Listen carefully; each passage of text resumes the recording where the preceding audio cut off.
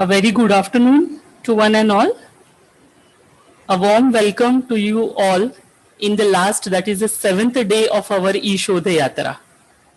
How time flies, and we have already reached the last stage of our Shodhyatra program. Today, once we complete our 3 sessions and we reach the destination of this Shodhyatra program. The destination, of course, is the objective of our program is to see our participants be better equipped with better skills as a researcher. So today we have the first session on patenting, and the other two are kind of going to be concluding sessions, one on the new overall dimensions of scholarly communication and the other on good academic and research practices. We move on to our first session on patents. According to the Cambridge Dictionary definition, patent is to get the official legal right to make or sell an invention. But the general feeling is that filing a patent can be a complex legal process. There might be several reasons due to which Indian researchers prefer article publication over patent. One of it can be lack of awareness about the procedure of patenting. Generally, publishing a research paper is more emphasized in most Indian universities and research institutes, as research publication gives more visibility to the researcher among academic fraternity. The patent, on the other hand, is thought to be time-consuming process as compared to the publication, and would it prove to be worth the wait is the question. And there are many more questions associated with patents, like who can apply for a patent, what can and cannot be patented, how do I know if my invention is patentable, how long does patent protection last, and how much does it cost to get a patent. To understand the process for filing patents and to throw some light on the numerous queries associated with it, we have with us Dr. Sudha Kannan from Aditya Birla Science and Technology Company Private Limited, the corporate R&D center for Aditya Birla Group, Mumbai. We welcome Dr. Kannan on behalf of Institute of Chemical Technology and VS College of Arts, Science and Commerce for this TechWhip supported 7-day national level capacity building program, E-Shodhyatra, Emerging Trends and Technologies in Scholarly Communication. Before I hand over the session to her, I will just briefly introduce her to you all. Dr. Sudha Kannan is Head, Patent Cell and Knowledge Center at Aditya Birla Science and Technology Company Private Limited, the corporate R&D center for Aditya Birla Group, Mumbai.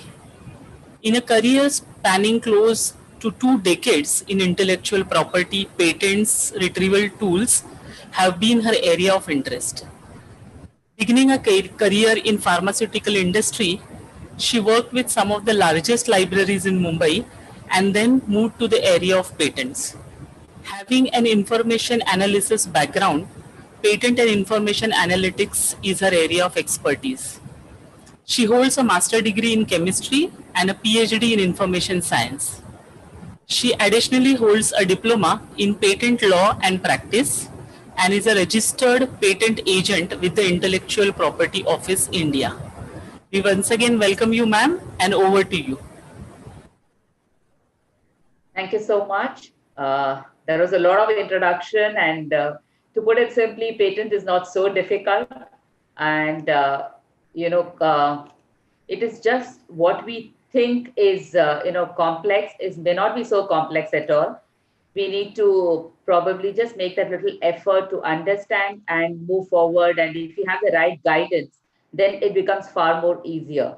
So if you just heard my introduction, you realize that, I also belong to library science background, and, what do you say? I also made the move to patents, and, have been in the industry now working a lot on patents, a little less on literature, but I still work on both. So if you ask me what I do both patent literature as well as non-patent literature, besides patent filing, prosecution, patent analysis, because Patent documents are pretty complex in nature in terms of the contents. It's a techno-legal document. It's a legal document containing technical data, simply put. And what Cambridge definition, which Madhuri referred to, is correct in a way and is also not correct in a way, because although it gives us the right, it does not give us the right to practice the invention for a different reason. So we'll just take a walk through as, basic introduction to patent, what rights it gives us, and how do we go about filing a patent, and what benefits it might give us, especially students in academic institutions which are doing a lot of research. I think it's very important for us to know the significance of patent filing and protecting our innovations before we go to a commercial partner.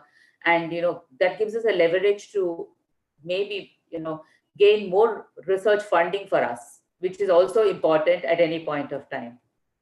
So just a brief introduction about what are intellectual property. Patent is an intellectual property right, which is probably a little unique and different from the rest of the intellectual property rights. You may be familiar with some of them, such as trademarks, which is just an identity. If you see, a logo that's on a bottle, it's Coca-Cola immediately. There's a recall value. Amul has a recall value. So those are trademarks. A design is something which gives an aesthetic value. It does not give any other, it's not something which, maybe what do you say? It's not a physical object. It's something which is aesthetic. For example, a Coca-Cola bottle is a design. It could be an engineering drawing that could be a design. If it's unique in nature, if you're designing a new equipment, that could go under designs. Copyrights, of course, is very simple. Any artistic and literary works. So we have the books, movies, music, anything that we say, the paintings, all of them come under copyright. And other than that, we have geographical indications, and which is actually relating to products localized to a particular region. So if we make products in India, call it a champagne, that may not work because champagne is local to a region in France. Similarly, basmati is limited to a region in Punjab in India, as well as some parts of Pakistan. And similarly, we have in Maharashtra, we have the Kolhapuri chappals and the Paithani saris, and the list goes on and on. And geographical indication and something, copyrights, designs, even trademarks, all these are just mere registrations. We just have to apply to the office and submit the documents, and we say, okay, you have registered, there is a number assigned to you. Trade secret, of course, is a know-how, technology know-how. As we all know, maybe any of you who are interested in innovations may have read somewhere that the Coca-Cola product, or what is there in Coca-Cola, is never known in public domain. There is no patent for it. There is no public literature for it. It's just a trade secret. And patents, of course, is a little different, as I said, from any of these other intellectual property rights. Patent is something that covers a legal document, a research work. Can be converted into a physical form, and it may be a process, it may be an application or use. It also could be a product. So, but product patents are by and large valued more than process and application. We'll go to it as we move forward with this presentation. So what is patent? Patent is a right in an idea conceived and converted into a practice. What this means, we may come up with some idea saying that, if we modify this process into using this ingredient, we may come up with a better product. Now, initially it's an idea, but we convert it into a physical process, try out lab experiments, and then we confirm that the product is indeed better by measuring its characteristics. So that is why we say an idea cannot be patented. We have to have a physical form to it. It has to be associated with a process. It has to be associated with some kind of application. It must be having an industrial value to it. And the sovereign grant and return of disclosure of the invention for a specific period of time is another way to define a patent, which in turn means that when we submit the document to the government, the patent office is always in every country is a part of the government. So when we submit the document to them, in return, they give us a right to use or exercise our rights over their invention. It is a sovereign grant. That's why it's called a sovereign grant, and for a specific period of time. Some of these intellectual property rights that we saw earlier, like geographical indications, and even for that matter, some of the others are perpetual in nature, whereas patent is not perpetual. Even trademark in some ways is perpetual, but a patent is not. Patent has a limit of 20 years. There are reasons behind this. One of the reasons is that, the product gets anyway, the process or the product gets superimposed by a better process, better product at any point of time. It becomes what you call no longer valid in any terms of, the value attached to it. And also, it also helps us to improve upon it. It gives, once it is free for use 20 years later, then researchers can make use of the information in that document to develop something further and create something more new. That was one of the logic behind giving this 20 years term, but there, of course, are various other reasons too. And as I said earlier, it's a negative right. And what it means is it gives us a right to prevent others from practicing what we have covered in our patent document or protected in our document. It does not give us the right to practice the invention. We'll come to that later. Some of the other points are covered in one of the later slides. The three basic criteria for patent: it has to be novel, it has to be inventive, and it has to have an industrial use. What this means is it has to be something very new, not known in public domain. Now, public domain in definition, it means that it has to be written in black and white. So something has to appear in literature. If somebody said something in Slovakia, it would not be considered, and I wouldn't know in India. So then it's not considered as known. Unless somewhere it's been published in a paper or a brochure. Now, novel can document, about 30, 40 years back, we used to say if it's not known in India, it's not novel. It's still novel. But now that doesn't apply. We have access to documents across all the countries in the world. So in any language. So novel means that anywhere, any part of the world, it should not be published in any form. So it could be in simple things like, a blog, a brochure. It could be something like a company document. Could be a published article, part of a book. It could be anything. Inventive is something which means it has to be something beyond what can be concluded in an obvious manner. Like if there are 10 researchers, if we give them a problem, maybe 9 of them will come up with something similar in terms of solution. That is not considered inventive. If you're able to overcome the obvious, or what you call near-sighted solutions and come up with some solution which is beyond an obviousness, then that is considered inventive. Inventive also means that if there is, a mixture of 3 components, and the obvious thing is that A plus B plus C should give T. But if we get an E, and because of some small modification that we have done in the process or the way we added ingredients or any other, process conditions, then it gives us something which is not expected, not obvious, then that is also called as inventive. So those are the criteria for establishing inventiveness.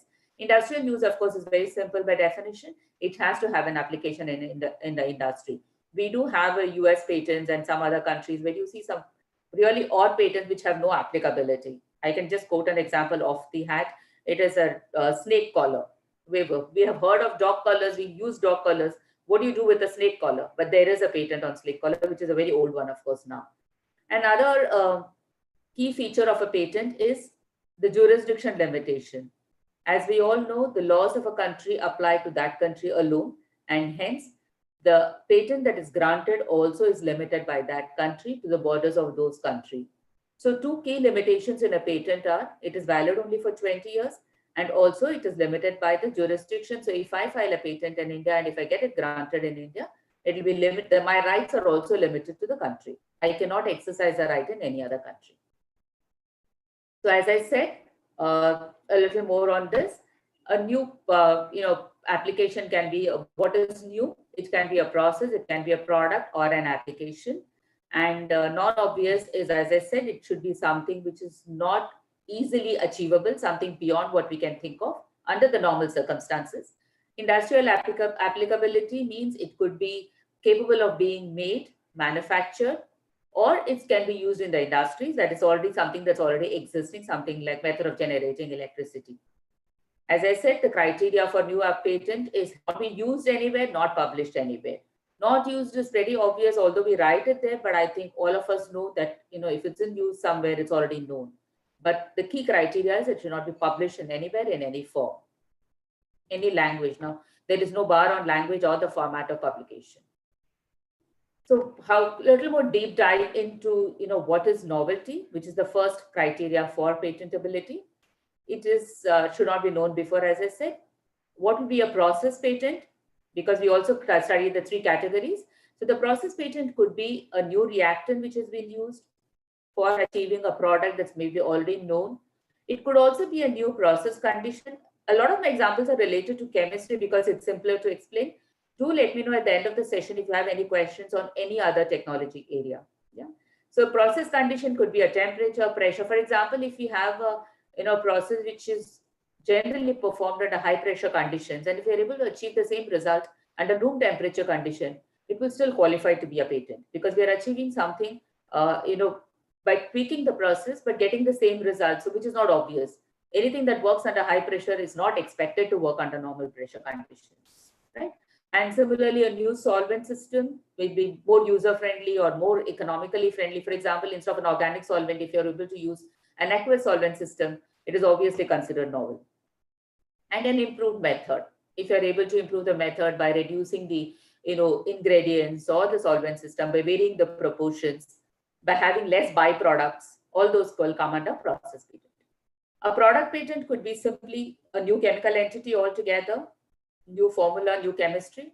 It could be a new formulation, which is generally a composition, wherein we use, it could be ready to use. For example, a chemical entity may not be readily usable, but for a drug formulation, we add a lot of inactive ingredients and make a drug formulation, or similarly in FMCG good, a shampoo has an active ingredient and some other inactive ingredients. So also a paint composition. So you take anything, we all know that there is something which is active in that, and there's some more inactive excipients and or some other preservatives added, perfumes added, whatever. There are so many things that are added into that composition. So that's a formulation that will qualify as a product patent. A new device would also qualify as a product patent, wherein we come up with a new phone, for example, simple, or it could be a new, fabric textile product. It could be a new, what you call a table, a wooden furniture. It could be anything that would qualify, or an engineering product will also qualify under product patent. Application is when we find a new use for it. For example, in pharma industry, there are several examples wherein we have initially the product is expected to treat a particular disease condition, and later on we moved into another product application where we could use it for another disease condition too. In maybe in combination, maybe alone. So that is an application patent. And also a new form. For example, if there is a product that can be, is traditionally known to be injected into the body, which is not really patient friendly, if you convert it into a tablet form and it's more user friendly, that would also qualify as an application patent. The chemical entity would still remain the same, the excipients would vary, and the way the dosage would vary. So that would be an application patent. A new dosage regimen is also considered to be an application patent. When we change the way it is being used, would also be an application patent. This may not really always qualify as a product patent. In some cases, it could as well.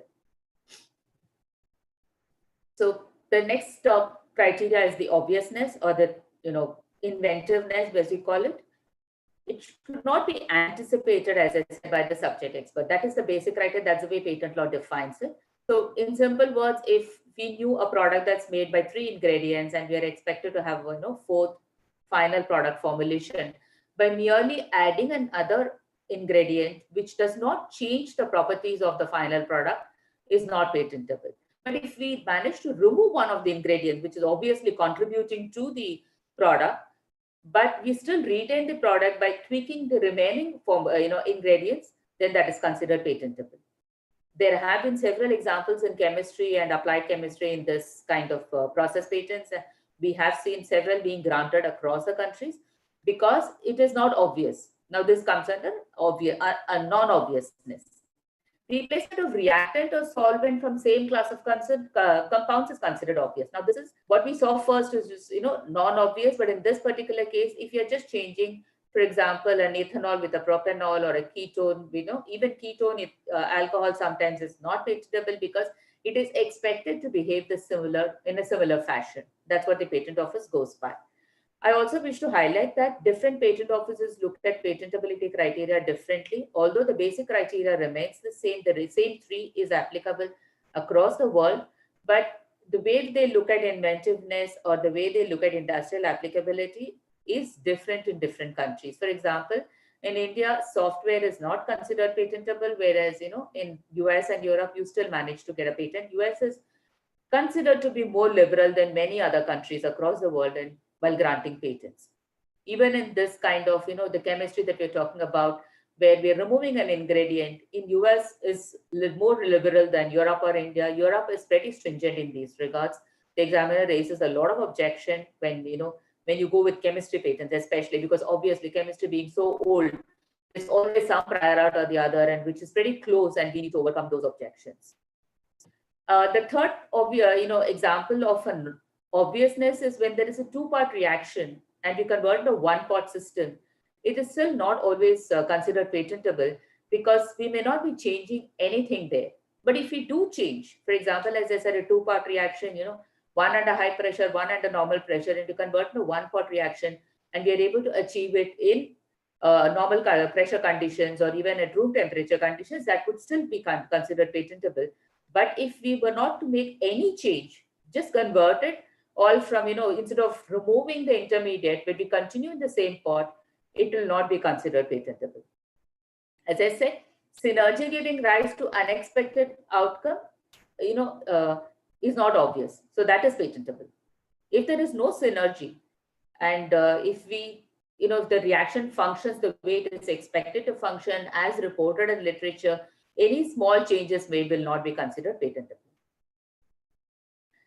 So industrial applicability, I'm not going into the details because it's very simple. It has to have a utility. If it doesn't have a utility, and it doesn't make any sense, and so the patent office can always reject such patents.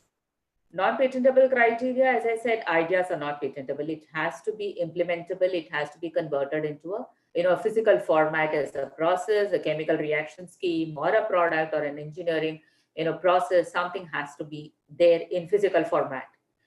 So different criteria and different criteria for non-patentability, as I said, for patentability, and also now in this case, it's also non-patentable because each country has its own laws on what they consider, can be patented, and also sometimes what they consider as a threat to the country or consider, or frivolous in nature. That's another terminology often used in patent, industry. Frivolous. If it's very frivolous, it is like you need a showpiece, or you need like as I said about a snake, walker. It doesn't make sense to a lot of countries. India wouldn't grant that such a patent; they would just reject it outright. So those are some similar criteria. In India, by far, in fact, we have one of the most stringent conditions in the world for non-patentability. So if you go through some of them I've listed here, so a discovery or scientific theory or a mathematical model. So a formula per se in India is not patentable, nor is an engineering calculation patentable in India. An aesthetic creation, again, is not patentable. So a statue or a painting or anything is not patentable. But if you do have a concrete structure having certain properties to withstand certain, earthquakes or wind speed and all that, and we make some changes in the formulation, the concrete composition will be patentable, but not the creation per se. A scheme, a rule, a method of performing a mental act, playing a game, or doing business, or a computer program will not be patentable. All these come under the formula category. A presentation of information is not patentable again. A procedure for surgical or therapeutic treatment or diagnosis to be practiced on humans and animals. A method of treatment is not patentable in India. For example, if it's for a cancer patient, if the doctor decides that, I would do this for a week, use these medicines for 1 week, or, modify the therapeutic, the treatment method for 10 days, again, go back to, and he finds that is very useful for a large patient population. He can't patent it, though he may be able to publish it and help the other patient population and other doctors to use that same treatment. But as a patent, it's not allowed. In India, nuclear energy related inventions are barred. Naturally occurring production of plants and animals are also barred. Under this category, a natural isolation of gene sequencing is also not allowed to be patented. The gene sequence per se, but if there is a technique or process of isolation which is patentable, that would be granted, but not the gene sequence per se. Weapons and materials of destructions are also not patentable. So also method of analysis is not patentable. Now this would be patentable in the US, but not in India. So if we come up with a new method of analysis to determine a particular constituent or an element in a reaction mixture, we cannot patent it. We of course can publish the same. And why are patents granted and how are patents looked at? It's an economic incentive to inventors who put an intellectual labor to develop new and useful invention. What do we mean by economic incentive here? Economic incentive is when the inventor is making money out of it. So if it's a company, obviously they're going to sell the product on the market and make money. If it is a research institution, they could probably license the patent and get some kind of rights and royalty payments for the same. And even for inventors and many organizations, there is an scheme by which they are given promotions or some cash incentives for having contributed or to the company's profits by creating these patents and the work that they have done in the labs. And as I said, they are granted by national government, so it's something very nice. You can always tell people that we got this patent from this from the government. Enforceable only within territorial limits that we already discussed, and it's a techno-legal document containing valuable scientific and technical information. So it's probably a unique document wherein a technical information is contained in a legal format. And that is why people find it complex and difficult, because lawyers don't understand technical matters. And as we used to say earlier, now there's a lot overlap now. But 20 years back, we used to say lawyers don't understand technical matters and technical experts don't understand legal jargons. So it was difficult once upon a time. And what's the general application procedure? We have 4 patent offices in India: Delhi, Mumbai, Kolkata, and Chennai.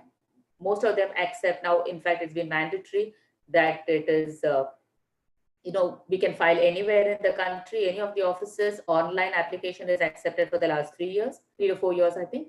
And so you just go in, file up documents, submit all the forms. There are prescribed forms for these application, which is all available on the patent office. There are experts available. Patent office also provides support to individual inventors who are not, familiar with the system and do not want to, or do not have the ability to spend money on lawyers. They help them do it. And file PCT, which is an international applications, which gives us an additional time to file in other countries. We'll have a chart to describe that a little later. And in any other country of interest, we have a deadline of 12 months. Now, all these deadlines that we have, most patent procedures have a deadline. If we miss the deadline, we cannot go back and, do the same process. It is as good as gone for us. It's abandoned. It's considered abandoned. Because these are legal procedures, everything has a deadline and we have to abide by the deadline, and these are important. So for filing another country of interest or taking it forward in any other country of interest, we have a deadline of 12 months. And all publications are to be published by the patent office 18 months post-filing. Now, what does publication mean? All patent offices, in fact, almost all the patent offices across the world have publications in a weekly manner, wherein they put out the abstract and brief bibliographic details of patent documents and say so and so has filed this on this date. But we need to understand that 18 months is a long time for research. So there could be possibility that one of us will be working on some research which has already been filed probably a few months before, and we complete 12 months of work and then we realize, okay, it's already been filed and it's been published in this country. So that is a risk that we all run in research when it comes to patents. And when they publish the abstracts, in fact, in India, the two are dealing, but in most countries, what happens at the click of a button, you can go to the full text and see the whole patent document itself and see what is written out there. And a request for examination has to be filed. In India, that's a formal procedure. It's not default. In many other countries too, it's a formal procedure. And so again, we'll have to remember the deadline, that's within 48 months. Most procedures in India or elsewhere require an official fee to be paid, and that's another additional cost that every inventor incurs. And that is why we find a very few individual inventors going for patents, but of late we see a lot of MSMEs also going in for patents because they realize the importance of it when they want to commercialize and license the technology to some larger organization who would benefit from this. Yeah. And what does a patent document contain? Now, I've just briefly listed whatever is broadly there. There could be variation patent to patent, again, technology to technology. There could be some more or deletion of some sections and an addition of some sections. First and foremost, the title of the invention indicates in technical field. So we do see patents saying a tablet, but by and large, most patent offices don't allow this. So we'll have to explain what does the tablet contain, or what is the one aspect of the tablet that we're trying to claim, which is our focus of our invention. So it could be a process of making so-and-so, or an improved process of making so-and-so, or a tablet, having this property, something like that. And abstract and summary are two parts of the patent document. Abstract briefly describes the process. Summary exactly defines the process. Abstract could be a little vaguer than the summary, but summary is inside the document. Abstract is what gets published in the patent office at the first instance. Summary is generally in the part of the PDF file that we need to access. Prior art and drawbacks in the prior art is again a part of the document which follows the title of the invention, wherein we talk about what's already known in the literature, where are the problem areas, and how we propose to solve it with our work. The solution provided by the inventor to obviate the drawbacks of the prior art is more or less mandatory in a document, without which the examiner can always question that, okay, you're just an alternate process. And that's another criteria by which the examiner could negate the patent by saying, okay, A, B, C process are known, yours process D. So what is new about it? I don't think there's anything inventive here. It is new, but not inventive. So that is something we need to be careful about. So when we say a solution, we need to say we overcome these problems, and this was not obvious, and that is why we want to get a patent on this, or we believe that this is patentable subject matter. A concise but sufficient description of the invention and its usefulness. Here and where, which is the largest portion of the patent document, we can describe the alternates, the methods. It could be the alternates for the ingredients, it could be the alternate conditions for the process. So we generally cover a large range of ingredients, a range of process conditions, even for that matter, the range of properties that we may achieve. All that comes under this section. Following this section is generally the drawings and experimental data. If there is an engineering or a flow sheet, those will come as drawings. Whereas an experiment explaining a process that so many grams of this was mixed with so much of grams of this, dissolved in this solvent, that is an experimental data. Generally, when we are using chemistry patents, we always try to, at the end of the experiment, we also try to define the characteristics that we obtained, and there is a summated table for each of these examples to describe the properties or ingredients that went into that experiment. So generally we have a summated table always at the end of the experimental data, which is easy on the view for the examiner to read and understand. Details of the best methods of invention working is mandatory in some countries, but by and large we don't identify it as a best method. We generally put it among the examples and leave it there. Although the patent office expects that we explain in detail as to what is the actual core of the invention. I hope you all can see this slide, but this is the flow sheet for understanding how the patent filing process works. In India, we have the option to file a provisional application, so also in some other countries, wherein the provisional application will consist of only briefly a summary of what we want to cover, may or may not cover experimental data. Claims are not there. Okay, I think in the previous slide we missed, claims are there, which I missed explaining.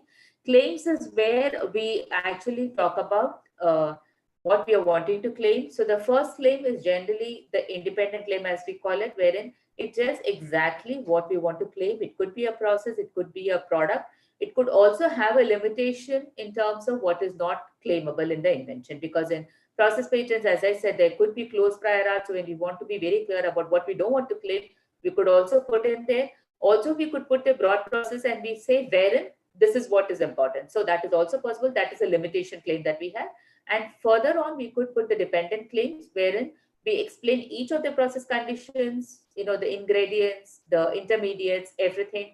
And finally, it could be also the characteristics, all that part, form a part of the claims. These are generally numbered and they're short sentences. It cannot be paragraphs. So that is the basic criteria for a claim. So when we said provisional application, we do not have claims in this. It could be just a brief summary as you would prepare an extended abstract, and followed by a complete specification within 12 months, which will cover all the features that we saw in the previous slide. Again, it is not mandatory to file the provisional. We could straight away file the complete specification if you are ready with all the data. But if we think that, a competitor is also working, or we just need a few months more to verify certain data and we want to file the patent, then we would advise provisional specification. Once the complete specification is filed, then it gets published in a journal. I'll first cover the Indian process and then we'll go for the international process. So we have the publication, as I said, in the official document. And then we have to file the request for examination. The only reason we're putting it in this sequence is the time for request for examination is longer than the publication time, but it does not mean that we cannot file a request for examination prior. We can do it immediately on filing the complete specification as well. It is just within this time limit. There is no bar on how early can you do it. And once the examination is filed and request has been filed and the report has been, examined, the examination report is issued and sent to the applicant, and he's asked to reply to it. And if they feel these responses satisfactory, and in cases some amendments are made, some changes are made in the claims, and if the examiner is satisfied with it, he would immediately grant it or reject it as the case may be. Now that completes the process. Overall, this process does take about 4 to 5 years.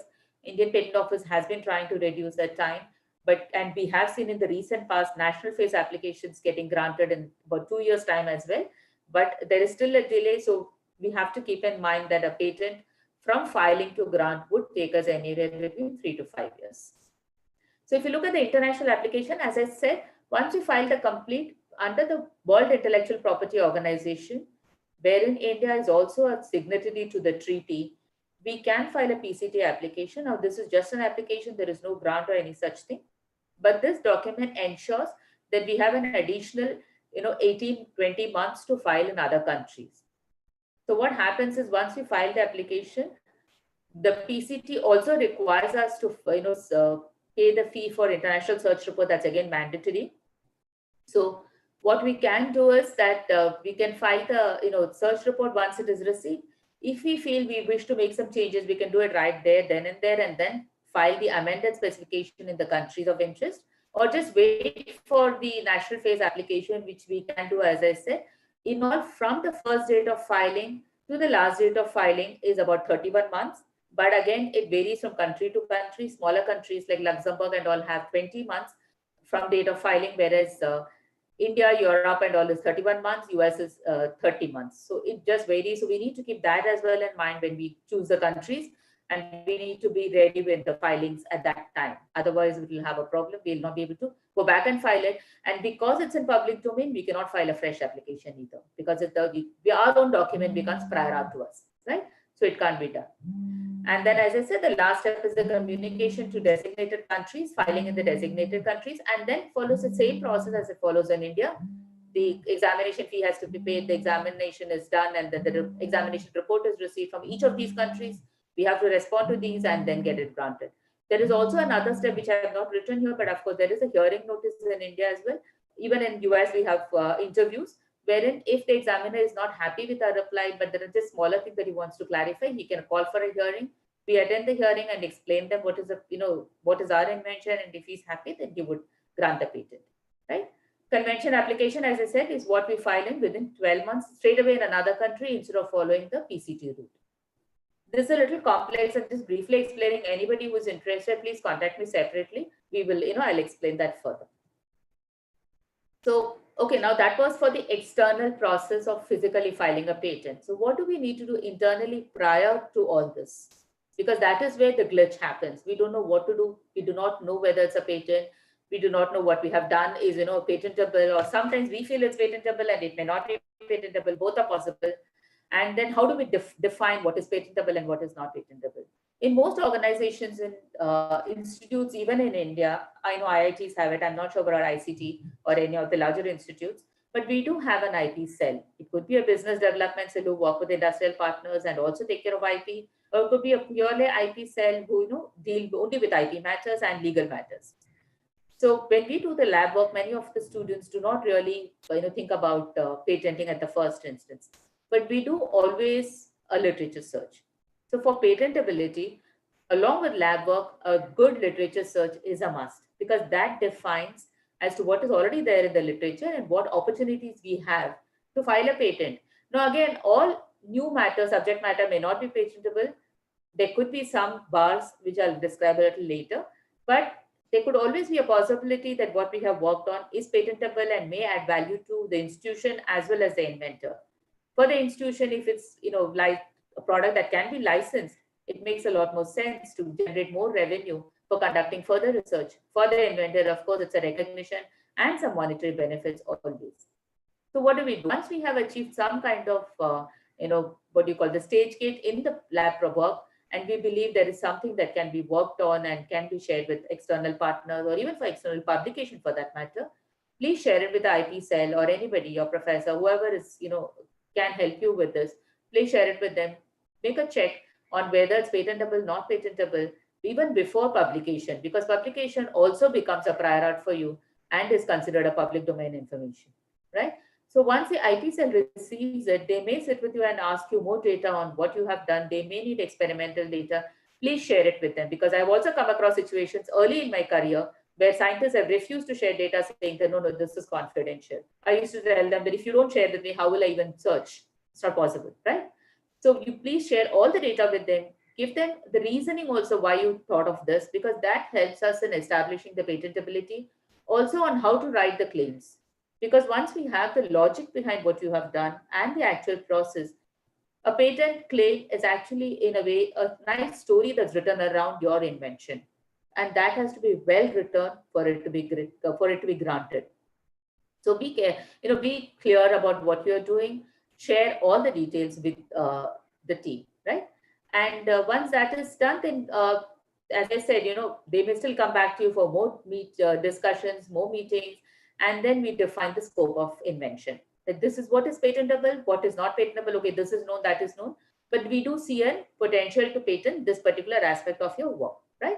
And then the patent draft is prepared either in-house if the cell has the capability to do it, expertise to do it, or you outsource it to a law firm. There are several IP law firms in India who can help with that, and there are varied kinds of law firms who work with, some of them work with large corporate houses and charge a huge fee, and there are some law firms which work with individual inventors with the only sole focus of helping the inventors filing the patent and getting some commercial benefit.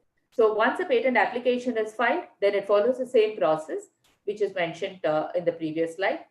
All the processes are accompanied, as I said, most of these steps are accompanied by fees, and patenting is an expensive process, but that should not stop us from filing patents. In India, for an individual inventor, filing to grant and maybe maintaining it for a few years may not cost more than ₹1,00,000. So I don't think that should be considered first when you file a patent. People may scare, people do tell patent is expensive, but at the end of the day, if we were able to make some contribution to the society and make some contribution to the institutions, in terms of, see, it's not only the monetary benefit for an institution, it's also a technical capability building. So we need to keep that as well in mind. So when we file patents, we also say, okay, this institution has so many patents granted in so many countries. So that builds up the reputation of the institution as well as the ranking of the institution across other institutions. So all these have to be kept in mind. We can choose a jurisdiction where we want to file and maintain. That's always an option available to us, right? And okay, now the next important thing is, okay, we saw the process, but what do we have to do and not do for patents? As we said earlier, patent is a techno-legal document. It can be called upon to be, verified and in court in case there's an opposition filed. If somebody opposes the patent, they would say, what have you done here? So how do we know you are the owner of this patent, all that? So then we need certain basic criteria is the document, the invention that is to be filed. So please keep your lab notebooks in order. Don't, leave gaps. Put the date and the document, what work you have done on that particular day, the same day. Please sign it, get it countersigned, whatever mechanism you have inside the institution for documentation, please abide by it. Do not be lax on that aspect. And anything to be published and not patented may be routed through the IP cell. So the IP cell does its own check, over and above what you have done, just to confirm that it is not patentable. So you may go ahead with the publication. The most important don't is do not share the data with anybody, be it across the department, be it across industrial partners who may be working with you, your friends in different institutions, your peer group in different institutions or organization. Please do not share, because you don't know where it goes. Because once you send it out, it is not possible to retrieve that information from anywhere. And they could also put it, quote you, whatever, but somewhere there's a possibility that it get captured in the public domain. So please do not share until you decide on the patentability aspect of that invention or the work. As I said, a patent right does not give the freedom to use or sell the technology simply because it's a negative right, as we saw earlier. It allows us to bar others from using our invention. It does not give us a right to practice our invention. Why is that so? Some examples are when it is a process improvement of a patented process already. Like sometimes there is a process already known in literature, we have tweaked the process, and that patent is still valid. So our patent is going to rest on that patent, and hence we don't have the freedom to use that work because it is sitting on another. So we may need a license from the earlier patentee, or as they are called, the patent holder, to practice our invention. It could also be an alternate process for making a product or formulation when the product is patented. For example, if it's a shampoo formulation or a drug formulation, the drug formulation per se, the NCE itself new. So the basic product patent itself is still valid, but we have discovered an easier or environmental friendly process which we think will benefit the larger audience, but we cannot practice it because the basic patent is still protected. This we see a lot in the pharma industry. And process using a raw material or intermediate that's patent protected the same way. If there is an intermediate that's patent protected as a product, even if we use it and come up with something else, we cannot use it because the intermediate is protected. So we need again a cross licensing. So a lot of the industries work on cross licensing in these regards. Also, a patent may be in conflict with regulatory laws. We could have made a process using some ingredient or an impurity profile which is above what is permissible in the industry by the regulatory laws, under the regulatory laws. Even then, we would not be able to use the technology that we have discovered or patented. Those are just examples. There could be a lot more, but I just thought give some simple examples. And some clarification on patents, how it is viewed in the society, in the industry per se. Any new thought or idea during the course of employment, it's by default the employee is the owner because he provides for the infrastructure to work on the invention and work through the invention as well. In case of an institution, some institution give the inventors a right, but many a times it's still the institute that owns the invention. The inventor gets his own benefits in many ways. And who is an inventor? The one who first conceptualizes the idea, and anyone else who contributes to fine-tuning it, tweaking it, improving upon it. All those people can be called inventor. There's generally no such thing as first inventor and second inventor, but there's by and large, there's always a core inventor and additional inventors. And when there is something new and patentable, we should always look at patenting first and then look at publishing. Any small fine or improvement on non-patentable subject matter, like for example, as an example I gave was analytical methods, please go ahead and publish, but please do check for patentability before publishing it. That would always be a good thing. We do see a lot of the larger US universities having a bank of patents to be licensed, unlike Indian institutes, which, off late we see a lot more IITs and, a lot of the research institutions, CSIR labs too, filing a lot of patents, but it is still not very prevalent in India as much as it is in the US or Europe. And some patent resources, very generic I've given, you can ask, contact me for more information. But Patent Scope is the international World Intellectual Property Organization. They have a patent database where they cover a lot of the patents published by individual country participants, including India. So that is Patent Scope. India, of course, has their own site, which you can access. And there is also a European Patent Office site called eSpaceNet, which again covers multiple countries. So these Patent Scope and eSpaceNet are by and large used as a free resource by a lot of academic researchers and industry people, because these are free to use and they cover multiple countries. Otherwise, imagine we had to go to each country to go and check for their own patents. And there are, of course, innumerable secondary commercial patent tools such as Scopus, Questel, Patent-Based Urban Innovation, which are available at a cost. The only difference, or a major difference in between the secondary commercial tools and government patent office is the analytical features and some kind of sorting and analysis that is possible in the secondary tools, which is largely because of the software that they use. So that is the only advantage. Of course, it's also expensive. Madhavi had also mentioned about, she just asked me to briefly touch upon, if somebody wants to learn more about patents, where they can go. So these are some of the institutions that I've listed here. The Indian Patent Office has an institute called Rajiv Gandhi National Institute of Intellectual Property Management in their Nagpur office. They generally conduct 3 to 5 day courses throughout the year. You can log into their site. It is actually available through the Indian Patent Office sites itself. And there is a nominal fee to be paid. It's a residential course. You can go there and join with join them and learn. And they're pretty friendly and they're very nice. They have a wonderful team out there. And the speakers include people from the industry and the patent office. So it's a very unique experience there. IGNOU has a postgraduate certificate course. Under SWAYAM also there is a course that's being conducted, by a professor from IIT Chennai.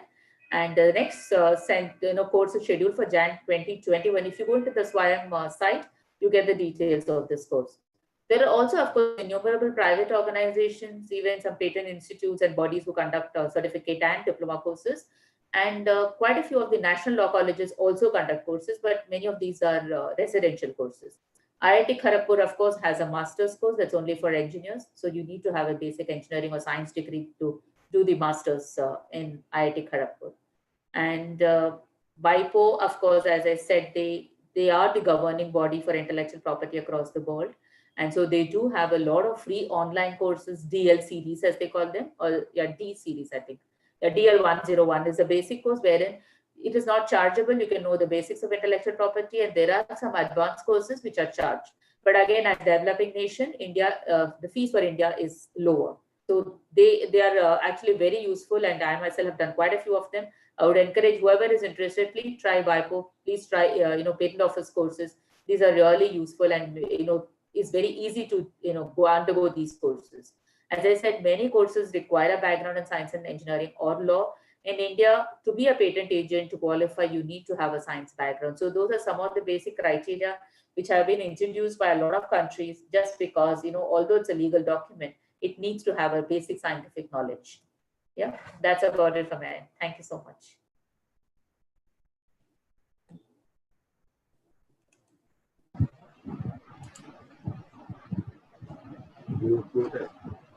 Madhvi, unmute yourself, please. Yeah, sorry. Thank you, ma'am. Can we take up some few questions? Yeah, sure. So one of the participant wants to know that what if my developed device is a budget-friendly product as compared to the expensive device? Is it considered novel? Can it be patentable? It is like downgraded device, but is useful for researcher in a laboratory. So how do we know if the process product can be patented? Yeah, see, economics of a device is always considered a criteria, but when it comes to a patent, examiner may not consider it, although we do put it in the disclosure saying that, it's less costly or, more environment friendly. But when he says it's a downgraded device, so I presume that there are changes in the device per se. So there are some things, which are not there, but it still performs a function that the expensive equipment performs. So obviously, it will be patentable. Okay, thank you, ma'am. There is one question. How do we know if a process or a product is patented? You have to search the site, as I said, either patent office site or any resource for patent. You will have to do an exhaustive search to identify that this is not patented. It is the onus is on the applicant to know that. Otherwise, patent office will pick it up and say, okay, this is already known, so we reject your patent. And that's why I listed some of the free sites and the commercial tools. We can use any of them, but we need to do that search. Ma'am, another question. What are the reasons for certain product processes not being patented in India? And in other countries, it is as mentioned by you. See, it is just the government's perspective. For example, in India, the reason in fact, until 1970, pharma and food could not be patented in India because they said India as a country during the 50s and 60s, we already had a food shortage. So, and the drug shortage, medical facilities were not available easily. So imagine giving a patent, granting a patent and making a monopoly over it, wherein the common man is not able to access it. So that was one of the criteria till 1970 they didn't have. In fact, till 2005 we didn't have. As per the 1970 Act, it was not allowed. So in 2005, when we joined the World Intellectual Property Organization, when we implemented it, rather we joined it in the 90s. But when we implemented it, it was mandated on us to allow these patents. So we allowed it, but we still said we will reserve certain things for our, in the interest of the country on the social public. Because a lot of these, if you see the bar that we set is for these in the interest of social requirements. So we still do not allow combination patents in India and drug formulations, whereas it's allowed in a lot of countries. Because they want the doctor to have the freedom to combine the two. Again, they feel that, a pharma company may combine anything and everything, will still create a patent, a monopoly over it, which may not benefit the patient. So those are certain thoughts that went behind it, but largely it's governed by social interest. Nuclear energy is not in the interest of society. Also, weapons are not in the interest of society. So they don't want anybody patenting these. Of course, if you find there could be some kind of, some of these patented by the government departments, but as a general public, we are not allowed to patent these, and we get rejected straight away. Mathematical formula is considered as an idea, and that's a basic criteria. Idea cannot be patented. It's a computer software is the same. It does not have a physical form. So, and that's why it's not patented. So that is why in India, as I said, has taken a by far stringent interpretation of novel and useful and all that, whereas countries like US have taken a more liberal view of the same. That is the only thing. But it is largely governed by the societal needs per se. Yeah, I mean, just as an extension to the same question, you said that methods of analysis are not cannot be patented in India, but can be patented in US. Can an Indian person file a patent in US directly, or has it to go by a certain sequence that first you patent in India and then? Okay, that. I didn't expect that question, so I didn't explain that. Yeah, in India, although it's mandatory, like in most countries, an Indian citizen or a company registered in India has to file in India. There are exceptions to the rule. So we just need to apply to the controller, as he's called the head of the patent office. We need to take his approval, which is expected to come within 6 weeks, and we can straight away file in the US with that approval, and we can go ahead with the US patent. So there's no bar on that. Thank you. Yeah. The next question is, what is the nature of publication during patenting? Is it the same as research paper publication? I didn't get the, I am not sure what the question means, but a research publication has a particular format. If that is a criteria, that is the way, because each publisher has his own criteria on what should go into the document. He has his own format for it. In patents, there is no such format, but the contents are there and we need to, abide by that. And the time, as I've already explained, it gets published in 18 months. The document is published as we submit. The patent office does not make any changes, unlike a publisher where he makes changes to the document to fit into his requirement. And patent document is published as is web basis. At the most, what they do is they format it in their format, a text file or whatever tool they're using. And they may, extract the drawing separately to publish it separately. But other than that, they don't make any changes in the document. It's published as we submit. I'm not sure whether I answered the question because I wasn't sure what means the publication. So in case the researcher wants any other clarification, I request him to add it to the chat box so that we can discuss with Madam further. Well, he's already replied that answers this question. So I think that's okay. Okay.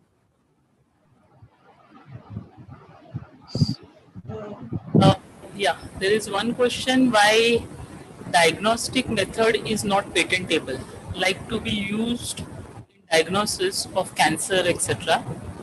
Like some of the marker to diagnose cancer. So these cannot be patented. That is what it is. Yeah, as I said, they want, it's again from the societal consideration. India has said, diagnostic methods cannot be patented because if we patent this, then it rests with an institution or a doctor or, somebody who has created this diagnostic kit. The kit may be patented, but the method will not be patented.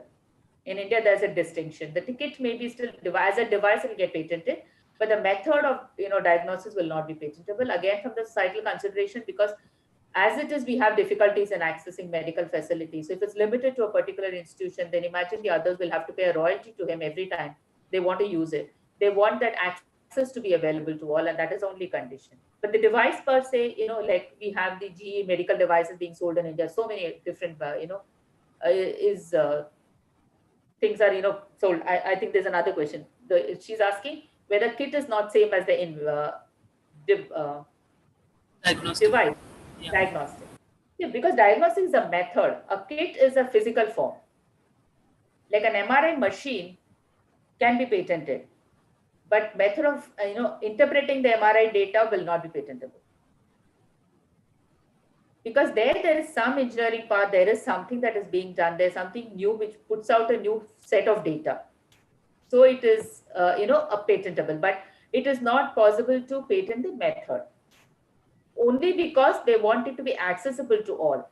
A kit, again, the person has to have the right to sell his product in the market, so the kit is patentable, or a device is patentable.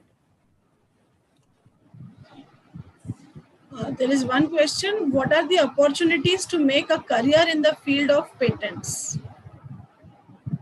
There's a lot of opportunities, depends on the subject area that you're in, you belong to, because in some technology areas, there's a lot more opportunity, in some less.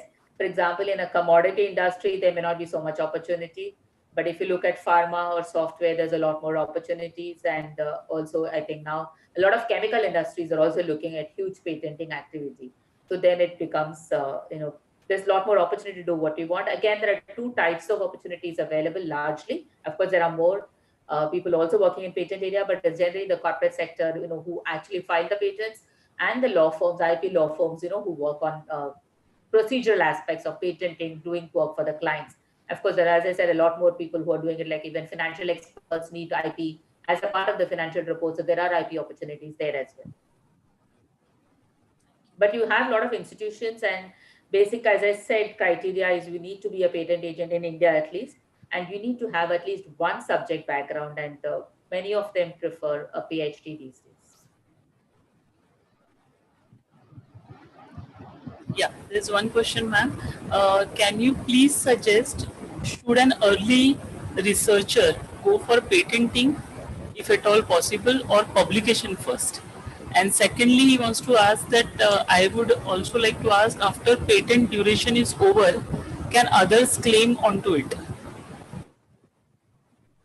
I didn't get the second part of the question. Will you just repeat? Once the patent duration is over, can once the patent onto it?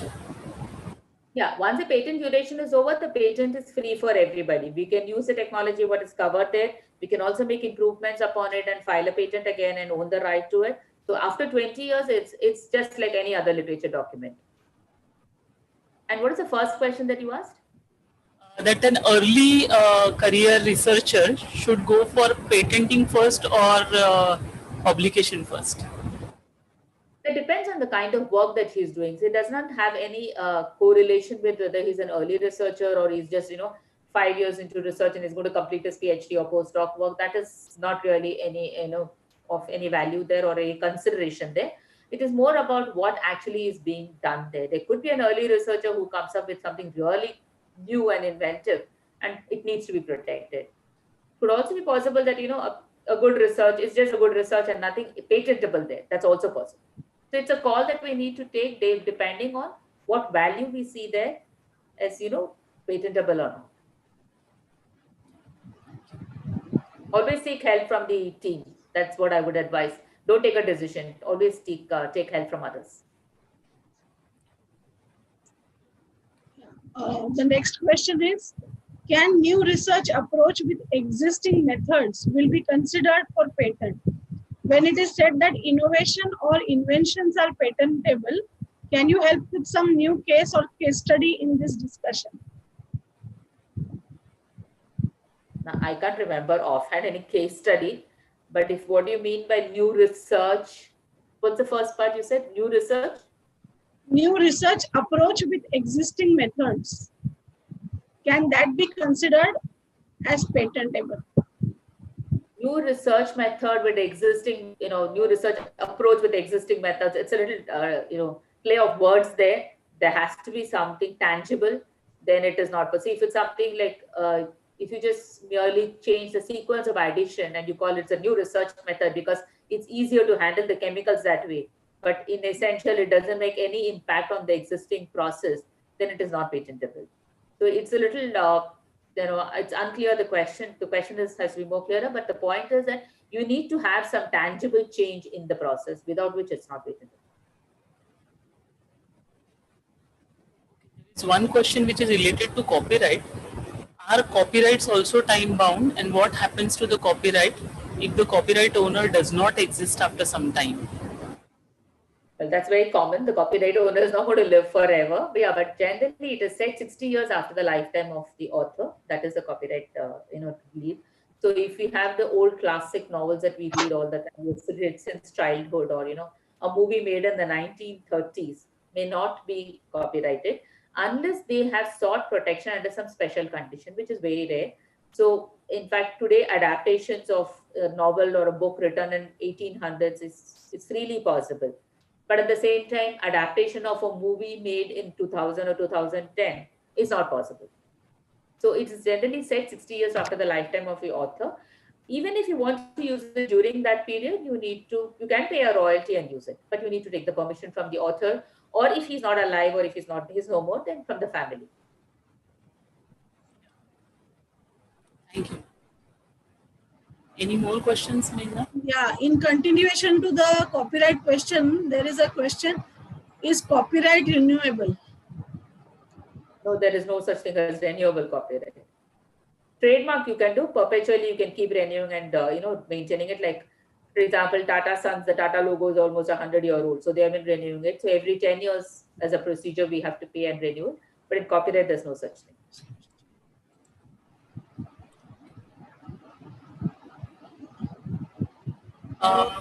Yeah. There is one question from one of our YouTube participants. What are the drawbacks of having patents facilities and how to overcome them during research? I actually don't get the question, but ma'am. There is no drawback. If the patent department doesn't know what you're doing, they're not going to interfere with your work, frankly. So there's no such drawback as such, unless you find probably, some researchers find the patent team overbearing on them, which, which wherein they feel that, they're not able to do what they want to do. That's a very rare occurrence. I think you should just go by with what the patent department says, because that's the best way to deal with the situation if you want to protect the research that you're doing. And one last question about whether filing patent is considered as a complete credit or published when after the patent is published, it is a credit. Credit. So how, if a researcher wants to claim credit, so does the step of filing the patent considered to be enough, or only after it is published it is considered as the process is complete? Publication is just a procedure, public domain information. That's about it. So once you have filed and got a filing number for it, I think that's good enough to credit, claim a credit for the patent application. But the real value of a patent comes once it is granted, because till then it's only application. It's what you say. The patent office has neither examined or approved it for a grant. So patent filing, of course, once you get the number, you're free to talk about it. As I said in one of my earlier slides, please do not publish, file patent first. But once you filed a patent, you're free to publish, whatever literature you work there. You can quote the patent application number to what you want in public domain. But the real value of a patent wherein you can take a credit and say you created something is only when it is granted in a particular country.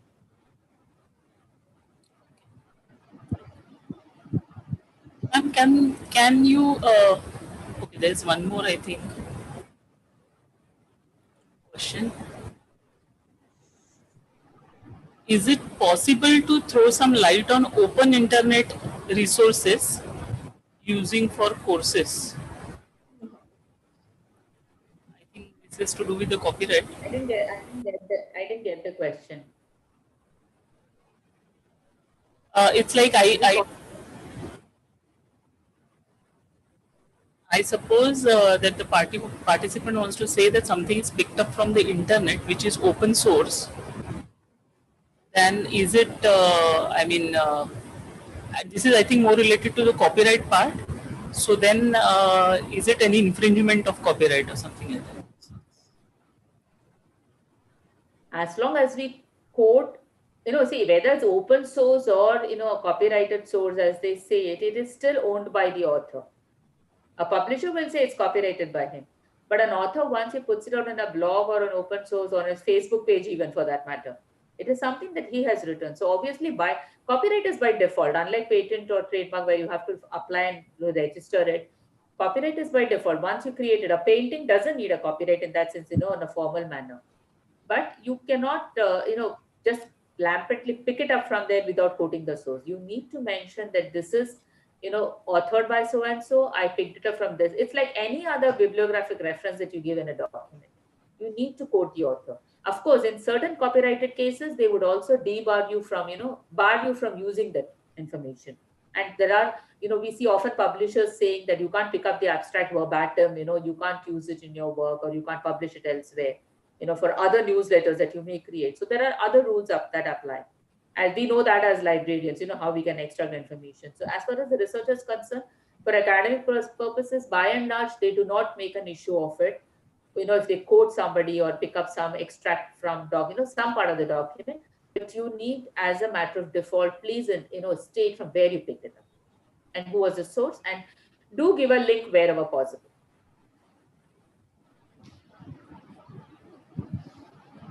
Are there any more questions, Meghna? And last one, I think, but it is which is first to opt, patent or publication, and I think Madam has already answered this question. Depending on the situation, what you have at hand, simple.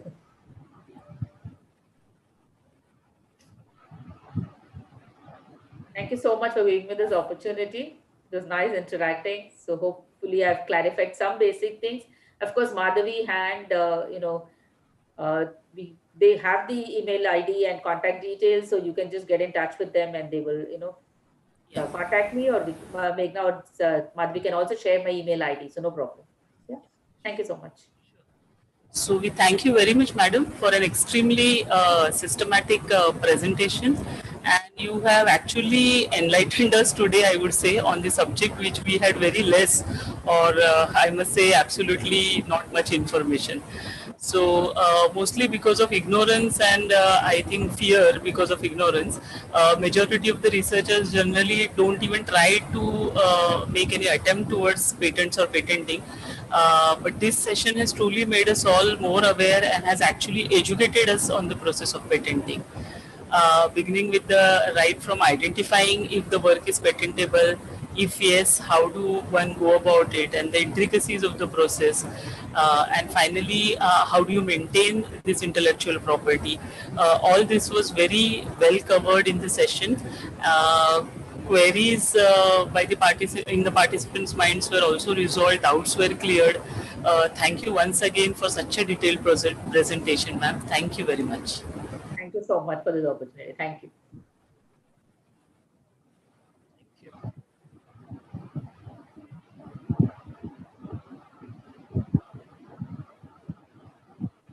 So do we have time, Meghna? Can we? Yes, we can. Pick up the instruction part? Yeah. Dear participants, since we have some time in between, we thought that we have certain instructions to give you all, since this is the last day of our Shodhyatra, of our program. So I'll just quickly share the slides so that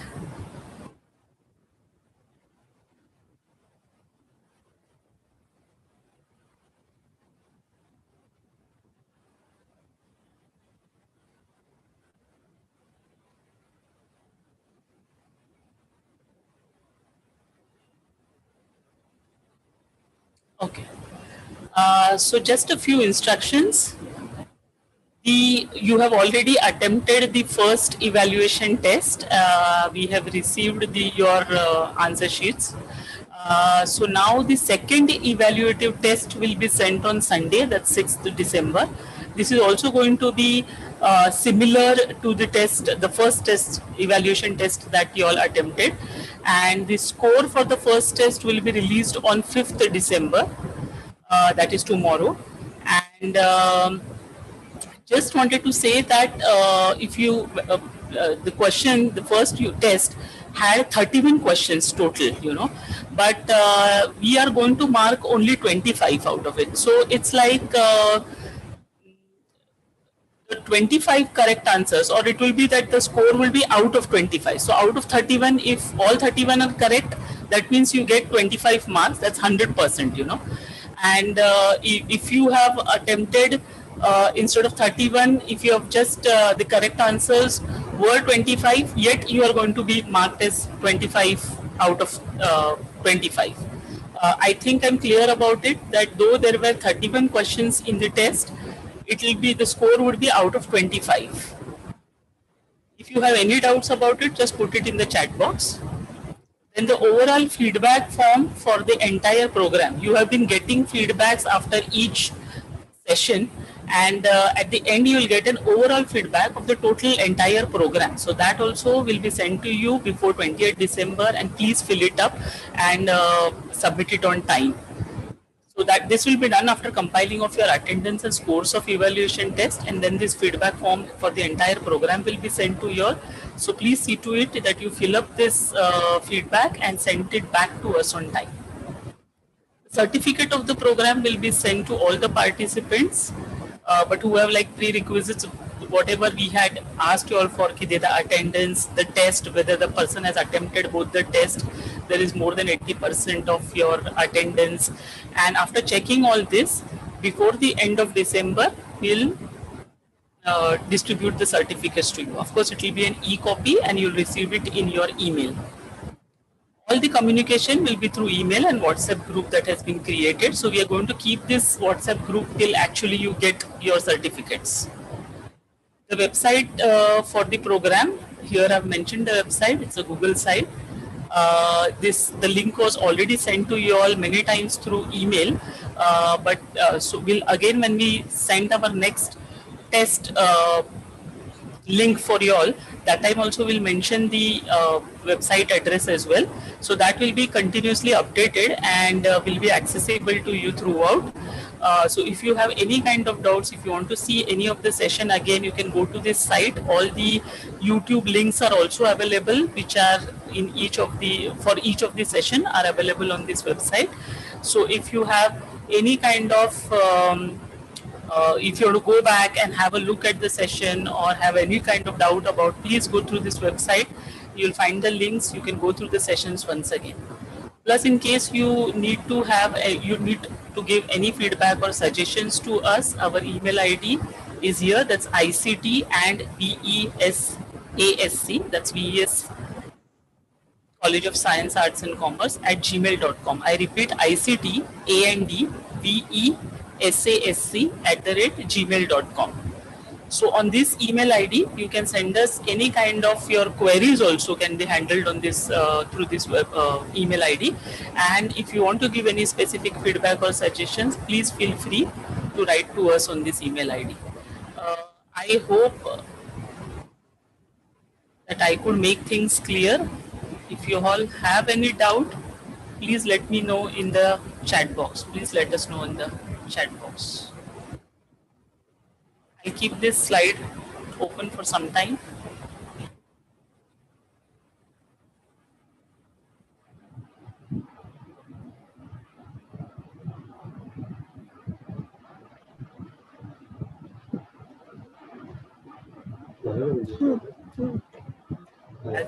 Sharing, yeah.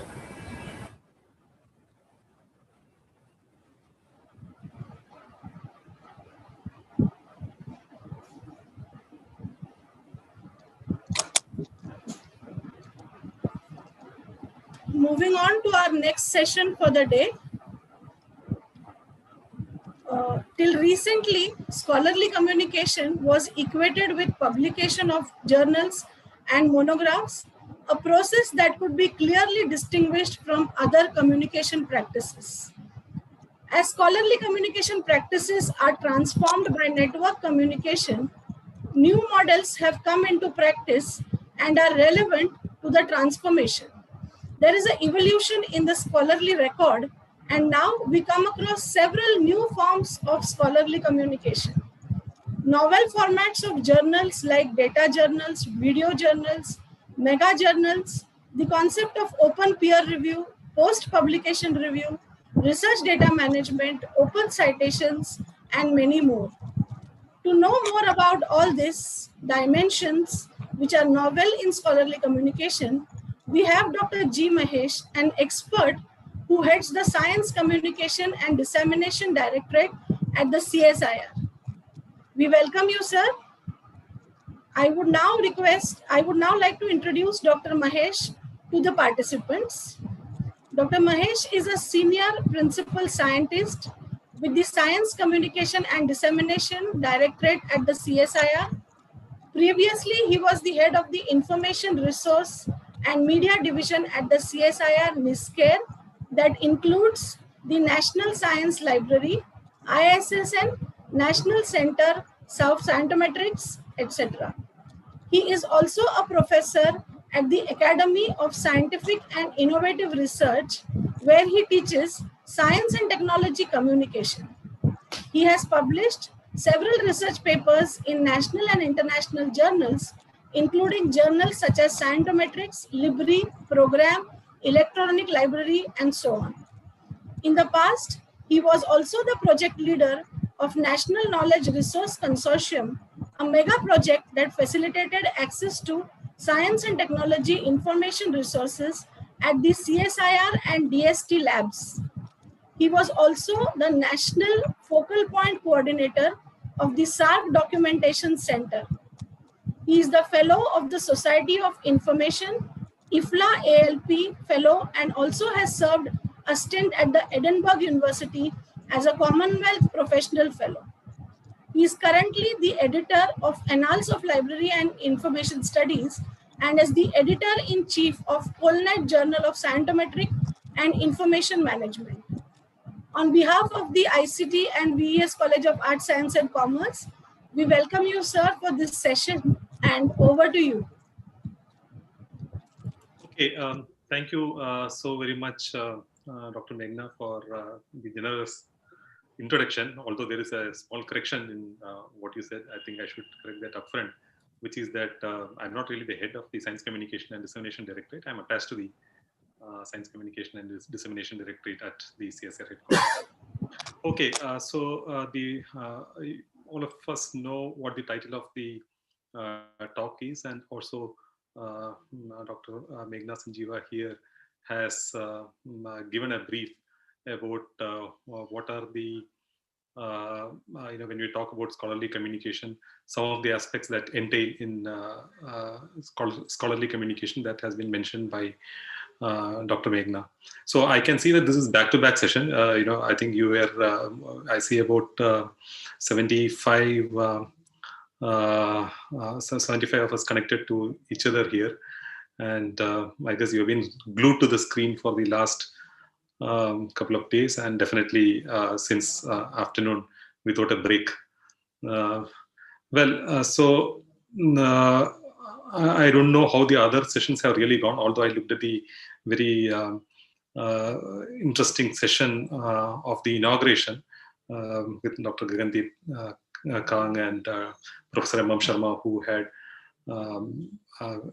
very, I would say, the insightful thoughts to share about libraries, and also what they think library professionals should be doing. So, well, this is close to an hour session that we have. In fact, more than that, an hour and 15 minutes or so. So I, for one, think that monologue from my end, would get a bit monotonous. So what I'll suggest is that I can see the chat window here. So it will be more, I would prefer it this way, that you ask questions and, we try and answer that. I'm not saying that I will have answer to all your questions, but at least those that can on those questions that I can shed light, I would do that. So you can straight away start, or even as I just start with the presentation, as it comes to your mind, please share your questions. I think one of the very big benefits of the digital medium is that the chat window here, where you can just post your questions without really having to come on screen and asking. Because many times I myself, in many meetings or in many such lectures, sometimes think whether I should ask this question or not. Is it a relevant question? So there is a certain inhibitions for some of us. I'm not saying all of us, but for some of us, when it comes to asking questions, verbally, but then I think the chat window that is very beneficial. So I kept the chat window open. So please ask the questions as and when it pops into your head, so that that breaks the monotony, and also it's good that we clarify any question, view, or opinion then and there.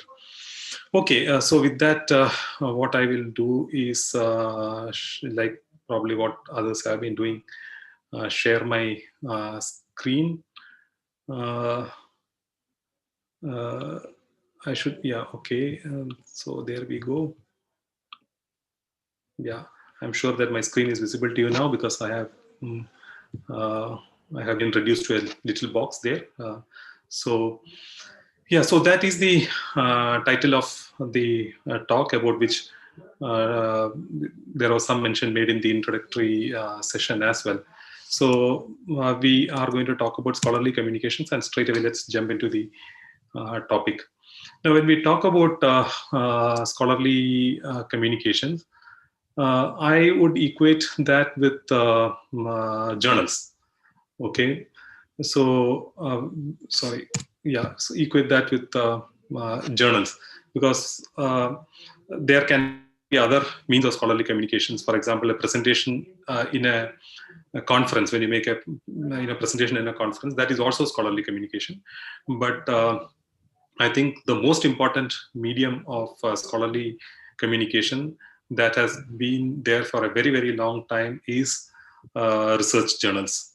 And I also believe that those of who are attending this today, interacting today, are would have in some way had some, if I should use the word, engagement with journals, maybe as editors, as reviewers, as authors, or if not anything, definitely as readers. And of course, since we are working in libraries, the very least is that we have been handling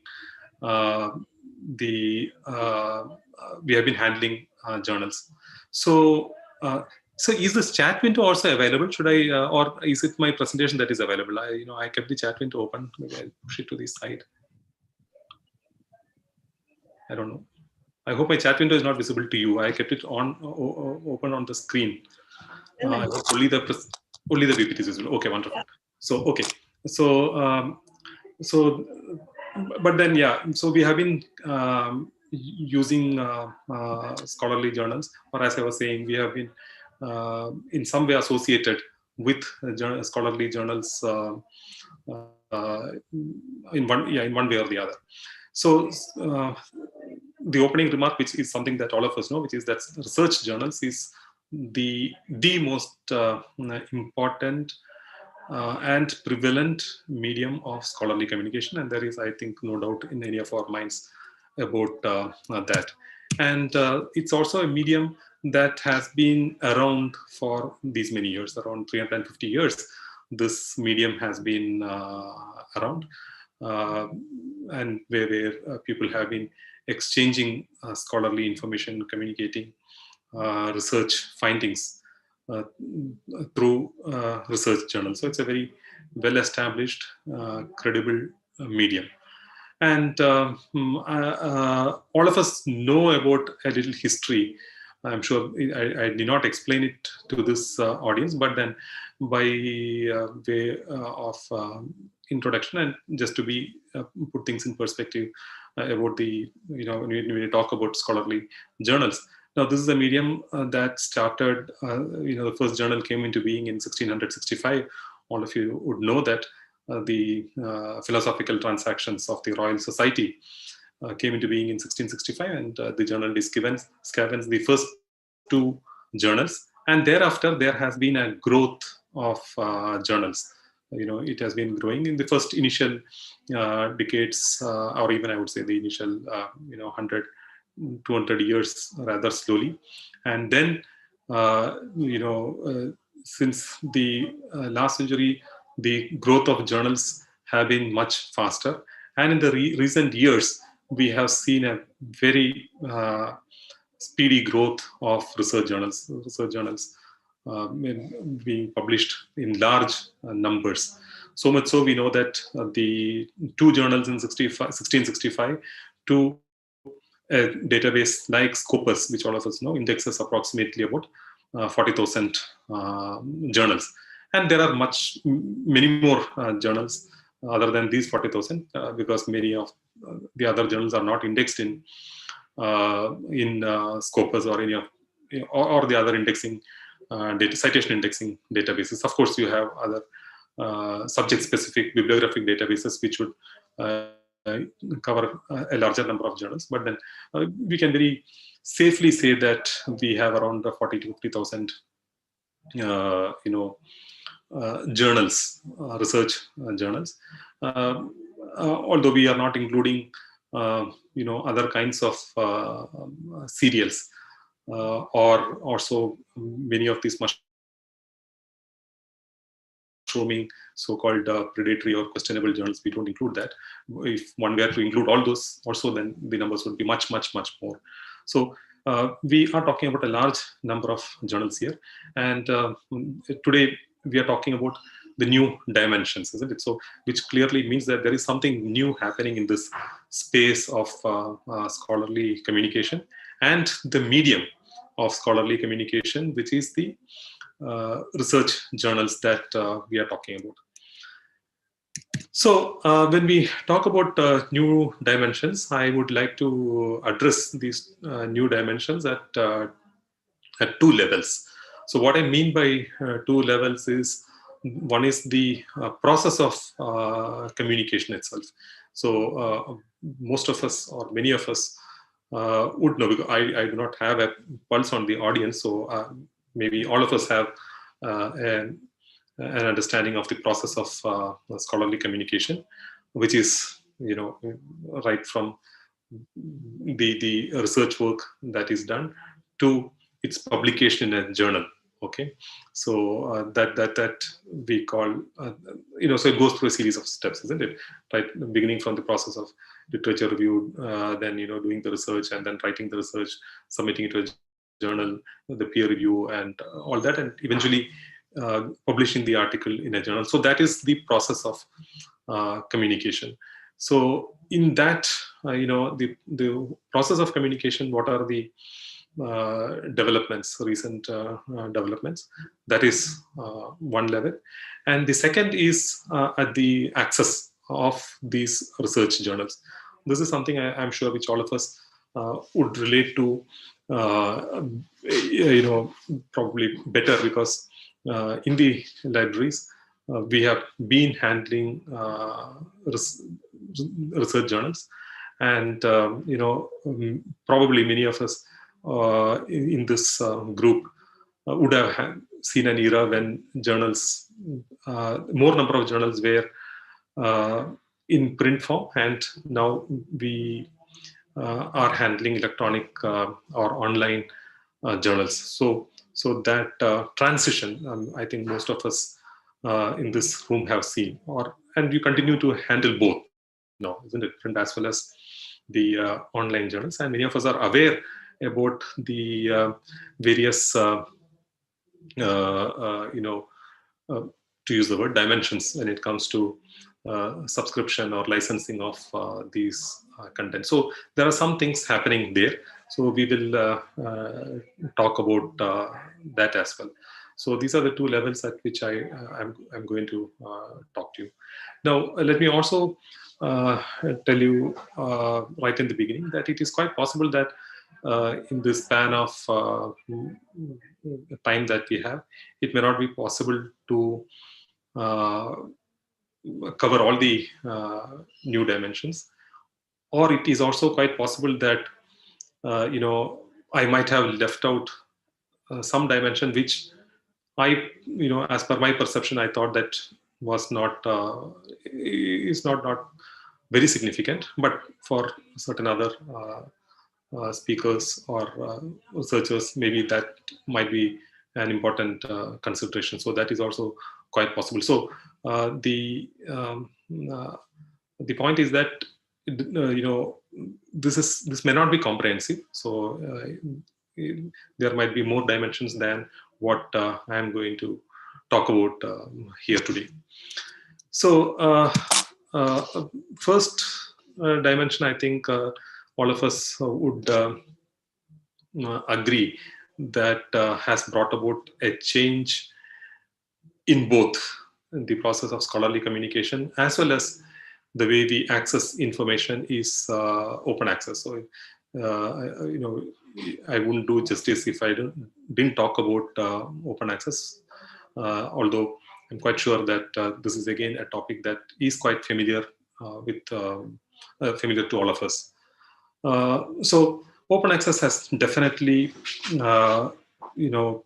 impacted scholarly communication. That definitely has happened because from print, when we transitioned to online, it gave us a lot of advantages, isn't it? I don't need to spell that out. 24/7 access and access from anywhere, concurrent access. So all those advantages have came into being when, or we began to experience those advantages when we moved from print to the online journals. And probably many of us, at least, we thought that when we move from print to online, maybe we would, it would bring down the cost of subscription, because previously we were subscribing to print journals at very high cost. We thought that when it comes to online, maybe the cost would come down because there is some saving, so to say, in terms of saving on print cost and distribution cost and all that. So we thought that the cost of access would come down, but on the contrary, all of us know today that there has not been much impact on the cost. In fact, if anything, the cost of access has only increased, which has gone on to become a barrier. So the serials crisis, which existed in the 70s and 80s, when institutions could not subscribe to content because of very high cost, that actually continued even in the print era. In the online era, with price being a barrier to access. So open access, as all of us know, came into being to overcome these barriers, the access barriers, and so in such a way that we have barrier-free access to information, access, and also I think use of this information. So that was the whole idea of open access, and all of us know about the various flavors of open access, the green open access, gold open access, platinum open access. There are different flavors of open access. So these have been there for quite some time, and I think it's a good time. Like it's close to 20 years now that open access has been around. So it might be useful for us to reflect upon how effective the open access movement has been, the whole movement of open access. So again, this is something that different people would have different thoughts about when we talk about open access, but we can agree on certain things, which is that yes, open access is well recognized. Yes, researchers understand the philosophy behind open access, which is that we have barrier-free access to information. But then questions like, if has open access really brought down our cost of access to content? Now that is a question that is very difficult to answer. We really can't answer on those terms whether open access has succeeded in bringing down the cost of access, because there can be different viewpoints on that question. But then yes, open access is there to stay, and many of the publishers, the major publishers, as we know, also have flipped many of their journals to open access, and are innovating and coming up with models new and newer models are coming up. And I would say to some extent, because of the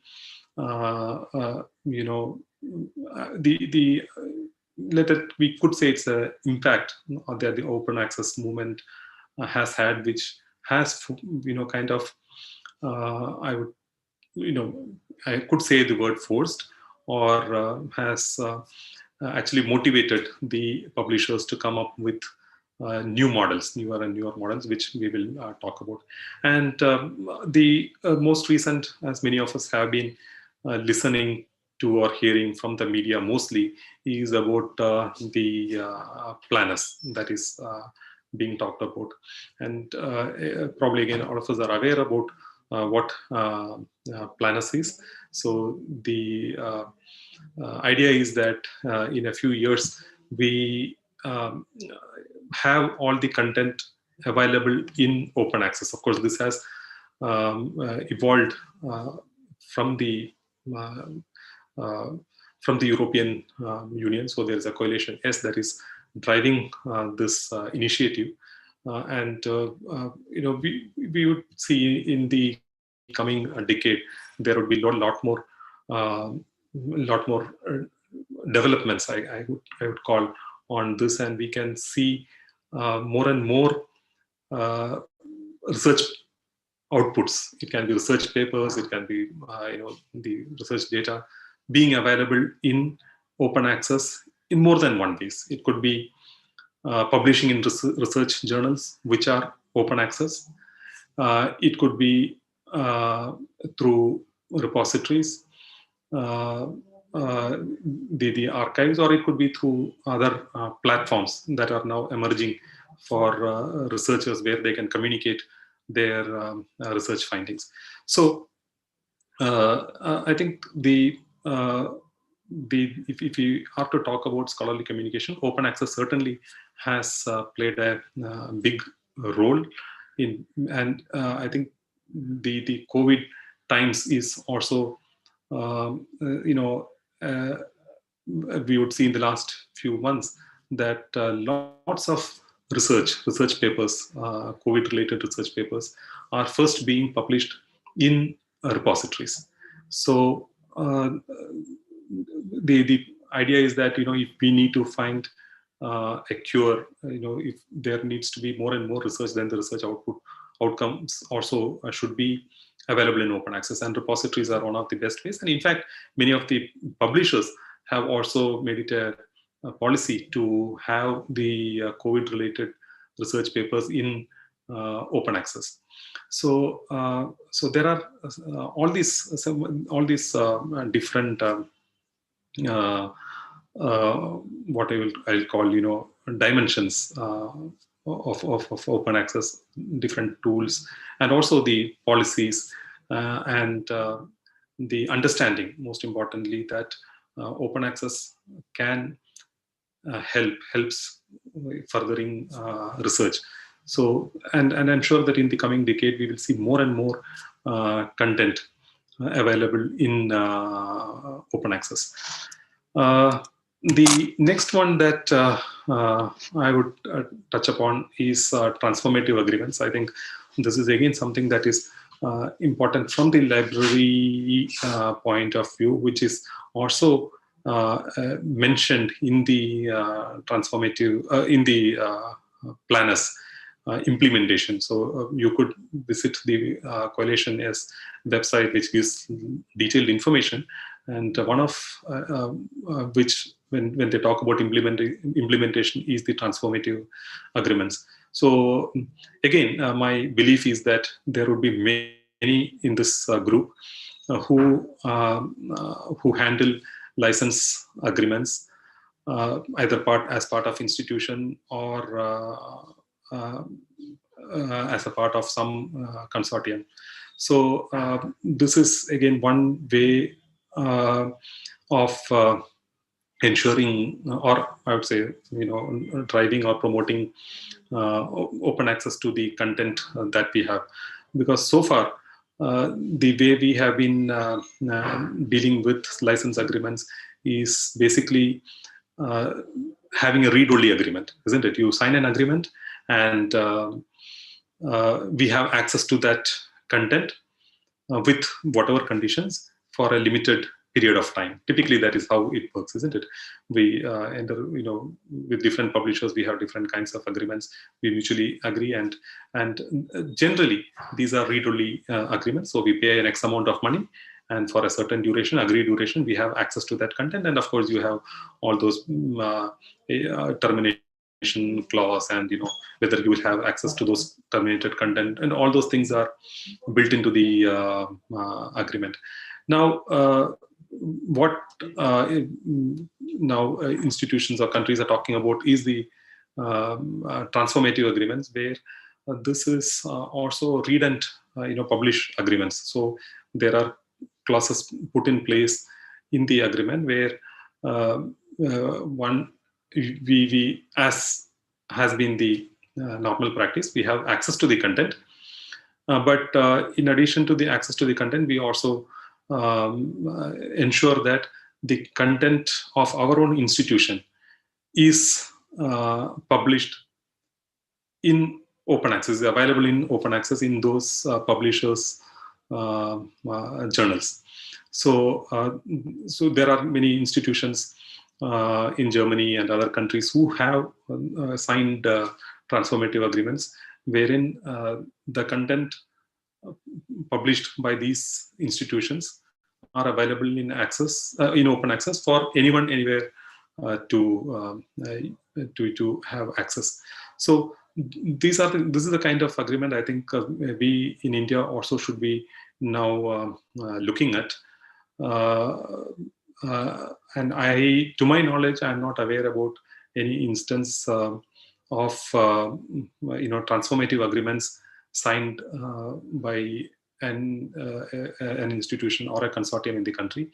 But going forward, I think we should explore. Of course, this would have other considerations. This would have cost considerations, but maybe institutions that start early on this might get that advantage and can negotiate good prices, or if not, not only prices, maybe there would be publishers who are willing to go that extra mile to help institutions put in transformative agreements in place.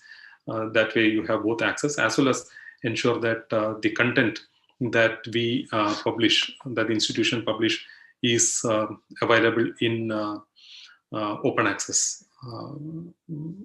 Available in open access. Yeah. So that is the second dimension I thought I should talk about. I just put in this because I'm sure many of you might have been hearing about this, for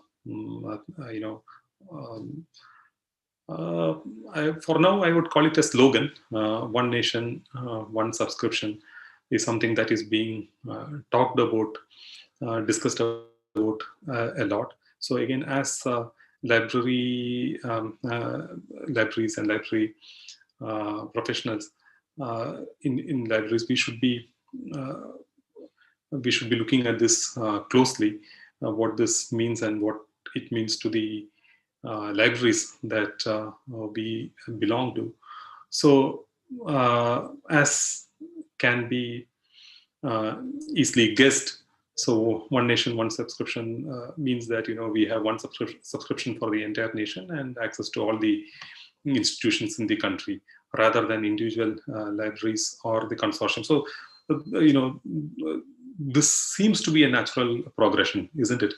Initially, it was individual libraries that were subscribing to or licensing resources. Then we had consortia or group of institutions coming together and licensing content. And now we are talking about a step further ahead, where we are talking about the country as a whole, enabling access for all the institutions and maybe to every citizen in the country, when that is being talked about. So yes, it's an ideal kind of a model, isn't it? That's a kind of best thing. So you're anywhere, and every institution has equitable access to the resources, and or even every citizen in the country has access to all the resources. That is definitely a dream situation, I would call, more than an ideal situation. But I for one believe that it is not easy to reach that stage, particularly for a country as big as ours, with so many institutions. But then the good news is that at least we are, putting in efforts. We are looking at this, how this can happen, and maybe we might have light at the end of the tunnel.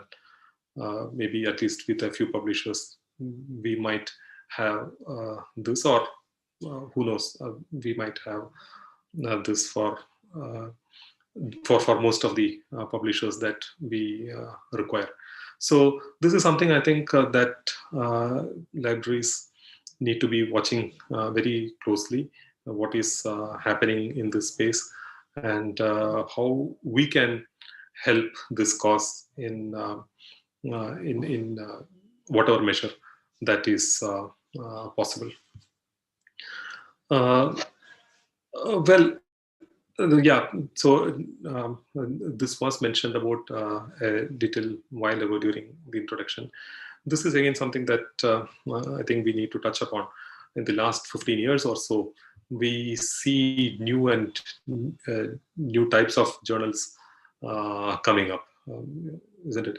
So yeah, open access journals.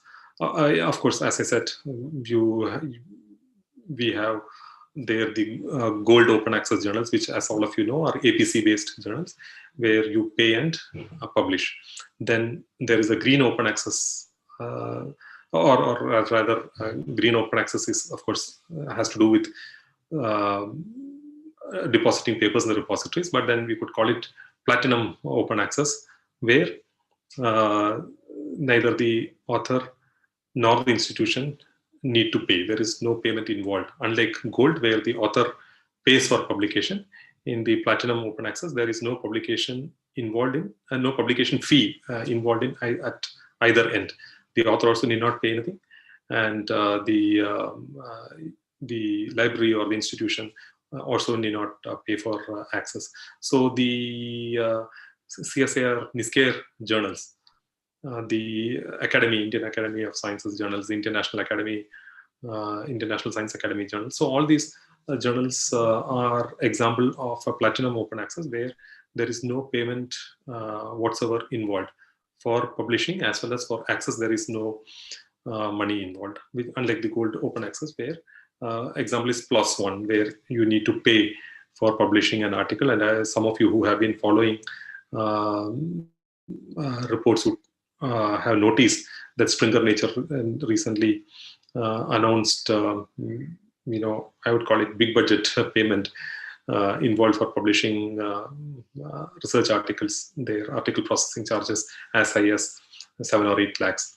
So those are the open access journals. Then there are data journals that have recently come up, which publish data exclusively, so to say.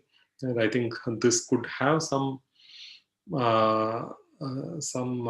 bearing on, or I could say that this might have been influenced by the emergence of data journals, might have been influenced by the focus on research data management that is becoming more and more important now. Making the research data available in open access, so that, or exposing the research data so that the data can be reused by other researchers, and it's more transparent and good for science, isn't it? When you talk about open science and all that. So data journals are a new type of journals. Then we have hybrid journals. Again, as you can easily guess, hybrid journals are journals which have open access articles as well as articles behind paywalls. Yeah, coalition, yes, or planners, they do not advocate hybrid journals, and hybrid journals are not open access journals. In fact, there are concerns about hybrid journals because they dip into two pockets. They take money from the subscribers for providing access, because a lot of their content is behind paywalls, and at the same time they take money from willing researchers who want their articles to be available in open access. So they take money for getting these articles published in open access journals as well. So as I said, my recollection is that coalition as or planners do not advocate hybrid journals, or do not consider hybrid journals as open access journals for publishing our research work. This is my recollection. And then we have mirror journals. So mirror journals are a very recent development, and the I think many of these journals, when you talk about the mirror journals and other such journals, I think specifically mirror journals, at least I can say with some degree of confidence that this is definitely one of the outcome of the planners push. And to explain what a mirror journal is, so you have a journal which is a paid journal, or which is a paywall journal, and you do not want to publish in this journal, or your institutional policy does not allow you to publish in this journal because it is a paywall or a closed journal. Now, what the publisher does is that the publisher brings out another version of this journal, and that is a mirror image, or that is exactly similar to this paywalled journal, except for, and they follow the same editorial peer review processes. The mirror journal has the same identical editorial board. Everything about the two journals are identical. The scope, the editorial board, the peer review process, the editorial process, all that remain the same. So the difference is that there is a slight difference in the title to uniquely to identify.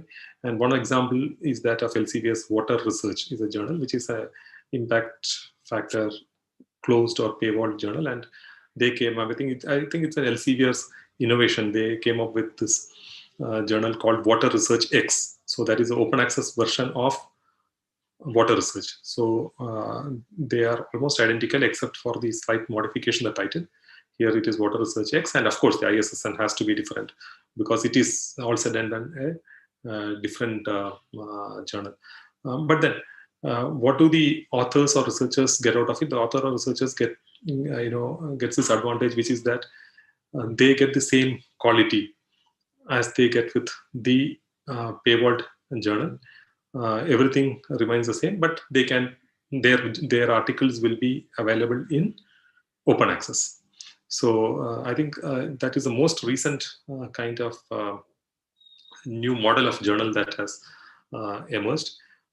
Then you have visual journals. Yes, visual journals has been around for quite some time. Many of you in this group, particularly if you belong to scientific institutions, biology particularly, you would know the Journal of Visual Experiments, or JOVE, JO as it is called, is the first visual journal. So here the content is not the textual content, but the content is the video. It's also called a video journal. So we have in place of the text, we have videos for we have videos which communicate the research. So when this journal was introduced, I think a little more than a decade ago, maybe 2007-8, some time like that, in around that time, it was felt that it was will such a journal be accepted with such a journal? Will such a journal be treated as a journal? And because it's a clear departure from the normal, isn't it? We have been used to textual content, journals being textual in nature. But then today we know 15 years or maybe more than a decade that video journals are here to stay. Joe has been quite successful, and probably they have come up with other more journals other than biology in other disciplines as well. And these journals have impact factor, and they go through that scholarly cycle. The videos are recorded, it is reviewed, peer review, and all those things are done. So visual journal is something again that has happened in the recent times. Then we have the overlay journal. Overlay journals are again an interesting model. I would say quite innovative. So it is called overlay. In fact, when I recall when Nature, the journal Nature, when they published a news snippet about a news item about overlay journals. I think it came into being in 2015, probably 2015, I guess. So when it came into being in 2015, journal Nature, they had this news item, and the title read, "The journal that does not publish anything," or the journal that do not publish anything. So there is no content of its own in the journal. Which means that the journal does not solicit or invite articles from authors directly, or you or an author cannot submit an article to the journal. But what the journal editors do is that they look at repositories, the archives repository, and they pick articles, they identify article and link those articles to the journal. Okay, so which means the actual article is in the repository, and the journal basically links the article, links the article in the repository to the journal. Okay, or in a sense, so the journal is overlaying on the content that is there in the repository. So that is why it is called overlay journal. So in fact, if I recall, if you want to look at an example, discrete mathematics, so that is the first overlay journal that came into being in 2014 or 15. I think probably it is 2015. So even that has been successful. The journal continues to be there. Then Mega Journal, of course, is an APC-based open access journal. So Mega Journal, as all of you know, the PLOS One is an example of a Mega Journal, where a journal that publishes a large number of articles. Okay, so this is again an interesting innovation in the sense that we have typically known, isn't it, journals being a serial publication. So you have volume number, you have issue number, you have a regular frequency, and so on and so forth. So here, and of course, we know that a print journal has, when journals were in print, there was a limitation on the number of pages. You know that a journal cannot, look like an encyclopedia. It cannot be. So there are, maybe a journal would publish something like, say, maybe find at best 150 articles, 200, 300, or 400 articles in a year, depending on whether they are monthly, quarterly, half-yearly, or depending on the frequency of the journal.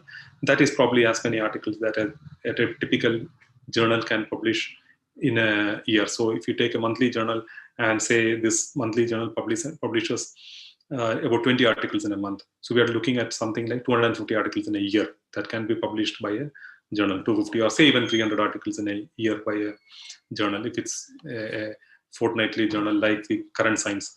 So maybe it might be a little more. But when we are talking about mega journal, what we are talking about, a journal that publishes something like 25,000 articles in a year. So that was something that is unthinkable. 25 to 30,000 articles in a year is something that was unthinkable 20 years ago. But now that is happening, and we see there are many mega journals. I just took the example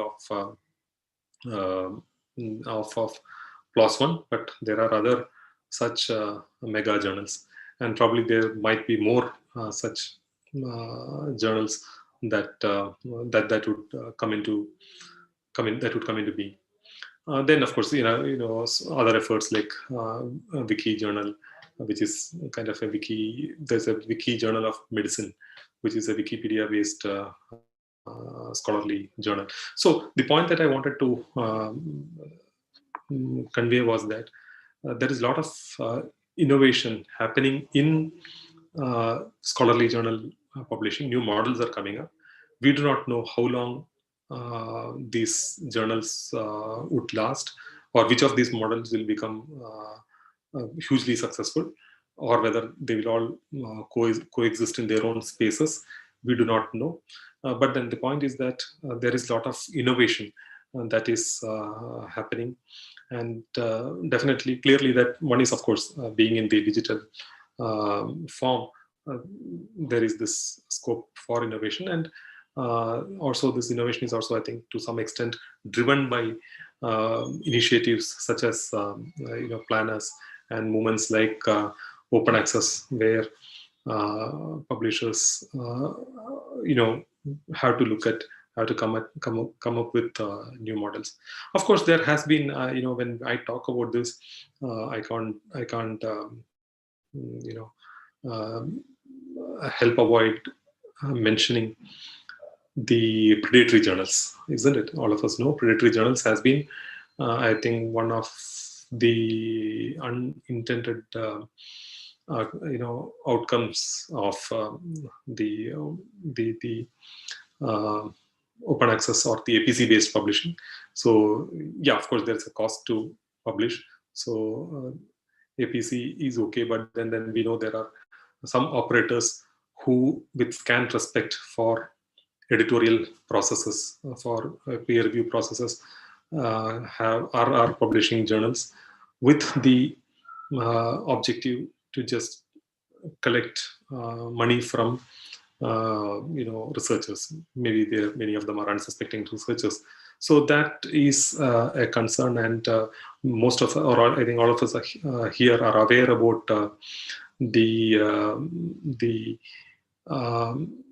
problems or the concern that such journals are causing. And of course, all of us are also aware of initiatives being taken by bodies such as UGC, if not to check, but at least to make researchers aware about such journals, and also for researchers to exercise caution when they submit a paper for publishing. The credible journal and a questionable journal. So again, that is something that we need to be careful about. Research data management is also something that is becoming very important now. Maybe someone has already spoken about this. If I recall correctly, probably it is there. But then I'll just touch and go on this this particular topic. So we know that. So the whole point is that we recognize data as equally important as the research paper. So for a long time, we have been giving a lot of importance to research papers, isn't it? So we've been the credit, so to say, we have been giving to research papers, but it is now recognized that data is an equally important research output, whether when you're gathering data, collating data, compiling data. Number one. Number two is that the data needs to be out in the open. It should be usually what has been happening is that researchers gather data because the data is voluminous. It is very difficult to have this data published in research journals for obvious reasons, space and all that. So if the data is analyzed, and it's the analysis and results that appear in research journals.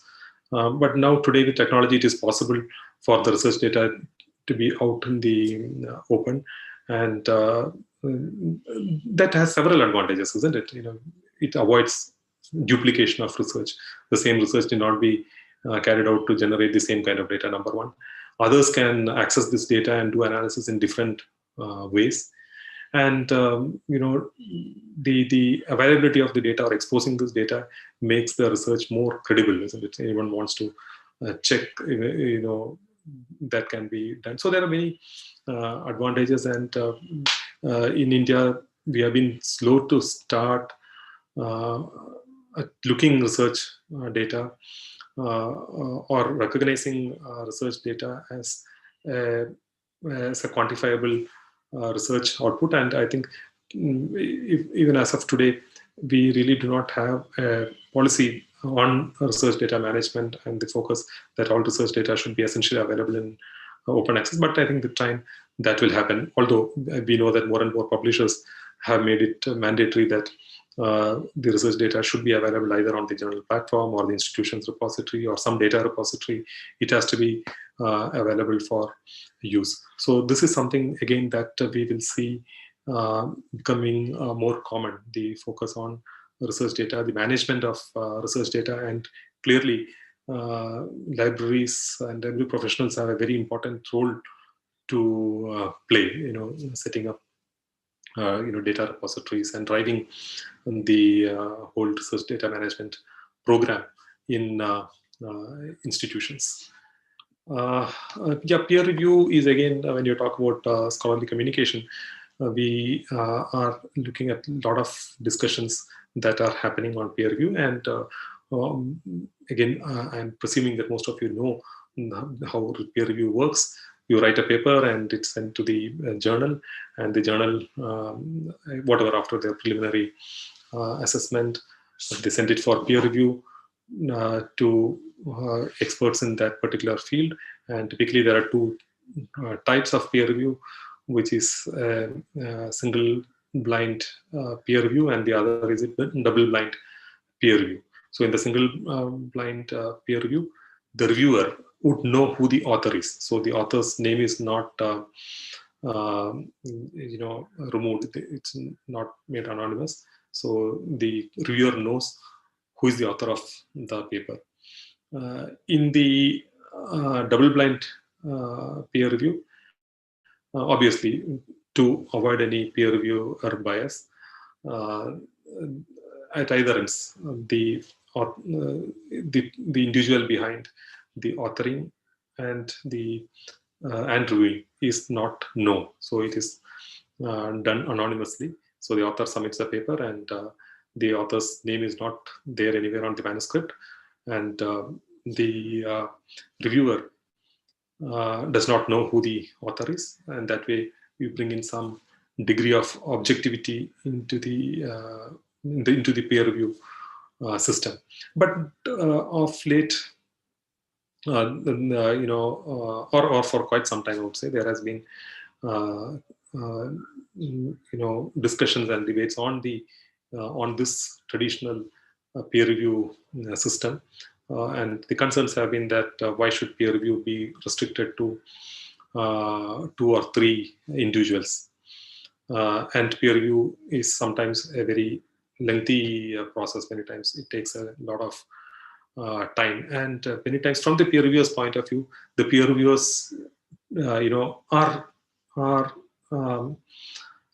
not, I would say, we could call it rewarded.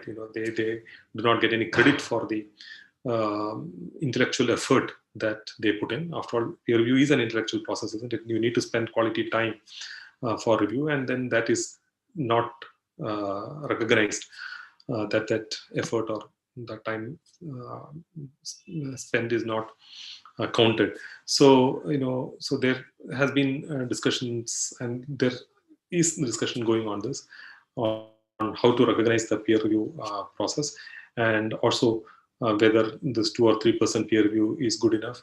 So there are some developments happening in that space too, and I'm sure that many of you would have heard about the open review, where you make the peer review open. So you get the article, put it out, and let anyone review that, give their comments. So so this is also being an important important, if I can call that, a part of the, if we call the scholarly publishing as a system, then peer review is a very important subsystem. So there are some debates and innovations happening in this space as well. As well, I did mention about recognizing peer reviewers. So there are platforms today where journal platforms that recognize that is aimed at recognizing peer reviewer contribution. So if you're a peer reviewer, you say that yes, you have peer reviewed such a manuscripts in this area or whatever, and that way the peer reviewer also gets recognized. Publons, for example, is one particular tool that or platform that is focused on the peer review system, or for peer reviews rather. Yes, this is again something that has been happening of late. Lots of discussion that has been happening the last, I would say, this particular decade, more than the last decade. The emergence of plagiarism tools, isn't it, which was not there. So there is a lot of talk about plagiarism. There are policies, there are notifications, and a lot of concerns with regard to ethical issues in scholarly communications. So be it plagiarism, be it things like data fabrication, be it things like data falsification, and so on and so forth. So there are tools, and again, that is something that is debatable.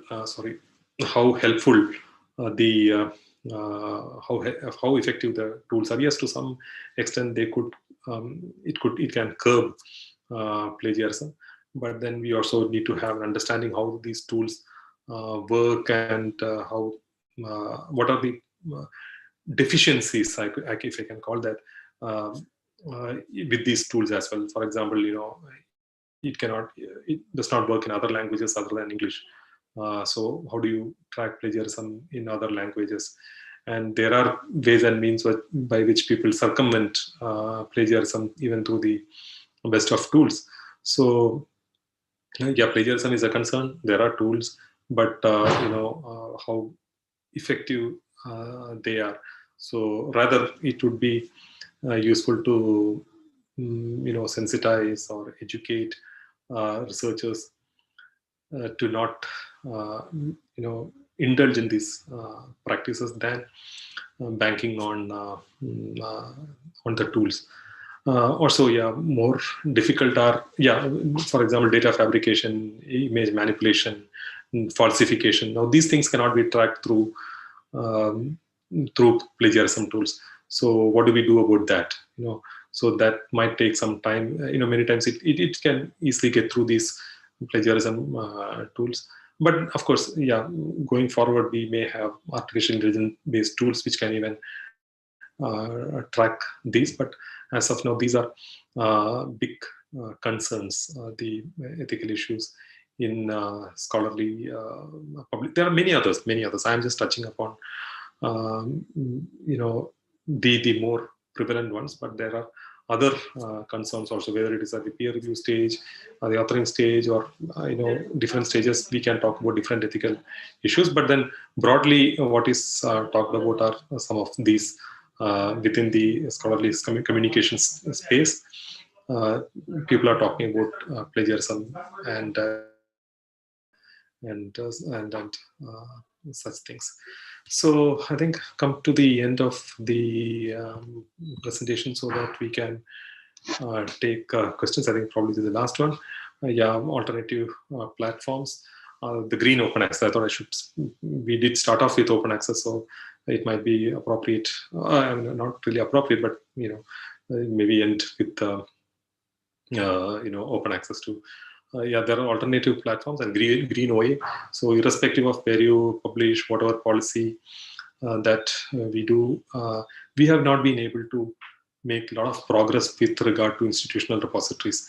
Yes, there are subject repositories, but when it comes to institutional repositories, the way we thought we would be able to drive open access with institutional repositories have not really happened.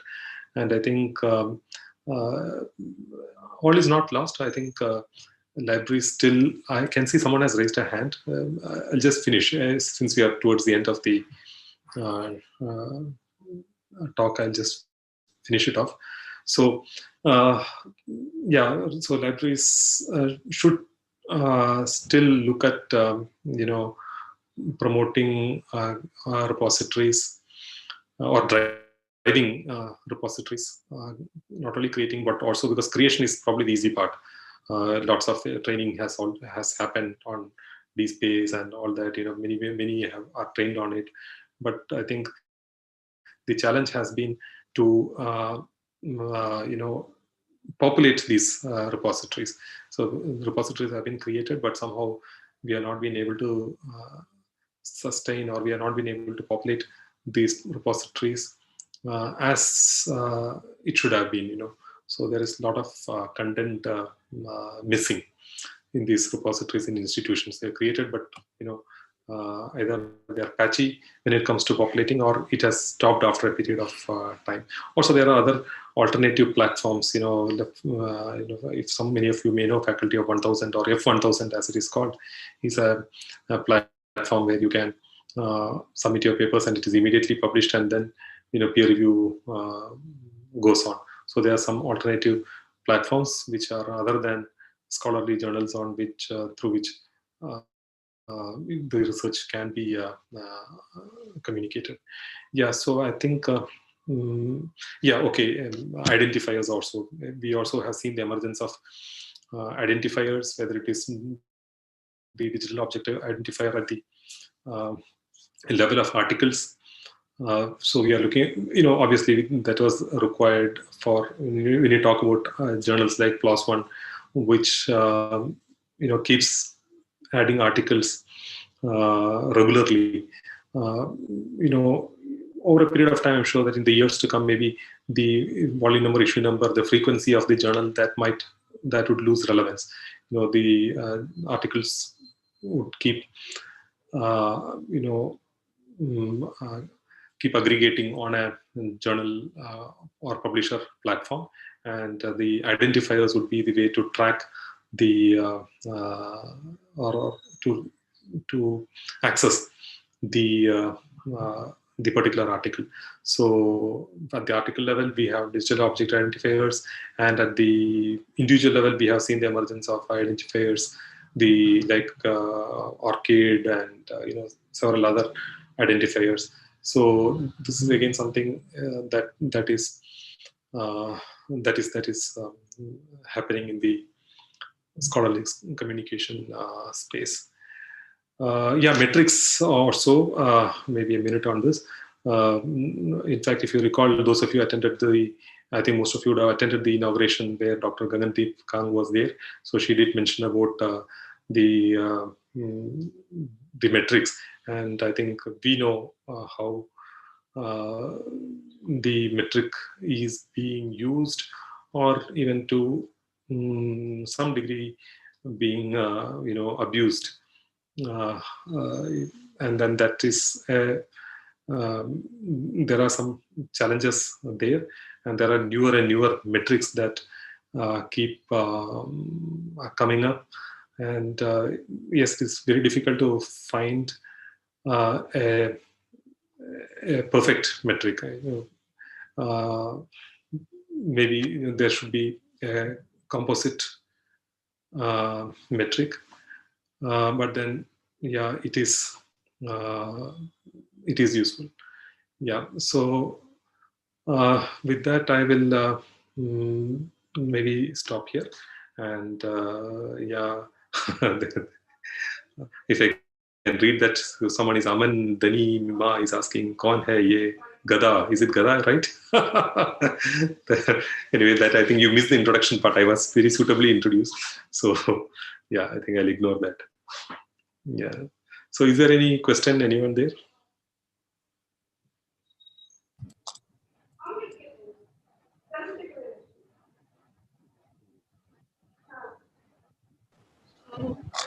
Sir, can we take one or two questions? Sure, please go ahead. Yeah. I'm not for it, yeah. So one of the question is how ethical issues will be considered in fair use policy. How ethical issues will be considered in fair use policy? I don't know, when you talk about fair use policy, are you talking about fair use policy with respect to the copyright?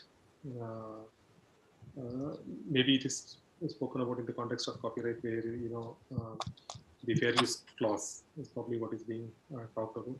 So I think the fair use clause is there in the Copyright Act as to uh, to have the ethics angle in it, because so that you are ethically able to use the content. Okay, so when you're photocopying a work that is not for commercial work and that is for educational uh, purposes or distribution to the students. So ethics is on is automatically inbuilt into it. The fair use clause is there so that you can ethically use a resource. I think that is what is being asked, and I hope, yeah, that would be my answer. Is there any other question? Yeah. Sir, I had a question. Yeah. Yeah. Okay. Is this what you have given here for overlay journals? Yes. Okay. For overlay journals, does the article have to be in subject repositories, or even institutional repository is allowed?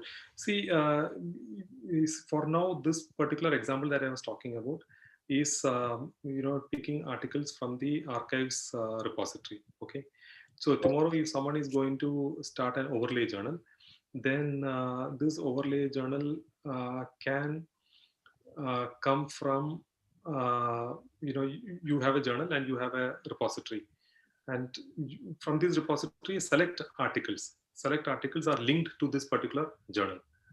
Okay, so it depends on the repository that we are choosing. So it can be in this example that I was talking about, it is a subject repository. Okay, so if you are going to base it on an institutional repository, then that journal, that overlay journal will actually be having articles of only one institution, right?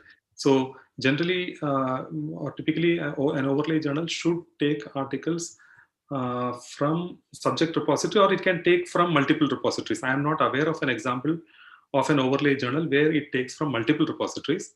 In that particular case, the case of discrete mathematics that I was talking about, it is taking from one particular repository.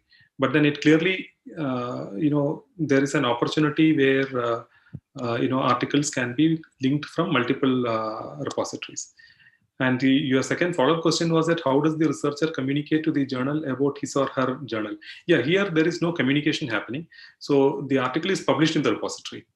Okay, so I published the article in the repository, and then the journal they go through all the submissions in the repository, and then link the articles that they think are how do I say, are useful, or it is their decision or their wisdom on which are the articles they want to link it. It could be as per their policy, the scope of the journal, or other criteria, the value that they attribute to that article, and they link that. So here the researcher cannot communicate to that journal, but the journal picks up the article from the repository. It is quite possible that I do not know the exact workflow, but it is quite possible that the journal later would tell the author to revise or edit the article the way they want. So that, I'm not very sure about that. Yeah. Any other question? Yeah, one more question also. It is from me only. I actually wanted to understand because this is quite okay. Let us take up the participants' question first. Okay, I will read that. How can we check if our thesis is put into the repository by institutions for enrolled course by a research degree? So that is your first question. How can you check if our thesis is put into a repository by institution? See, I think one is that these days it has become mandatory probably that the thesis is the PhD thesis is deposited in the Shodhganga repository, isn't it? So if it is deposited in the Shodhganga repository, then all you need to do is go to Shodhganga and search and to locate the repository.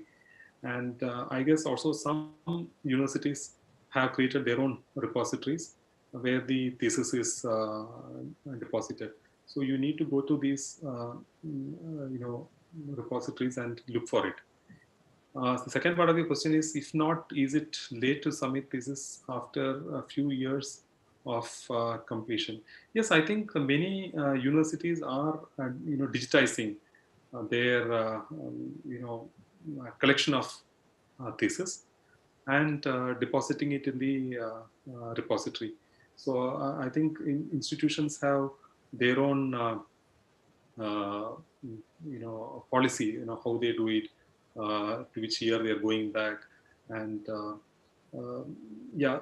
But then if you ask the question, is it late to submit a thesis after a few years? I'm not sure, because if the thesis should already be there in the institution. Thesis is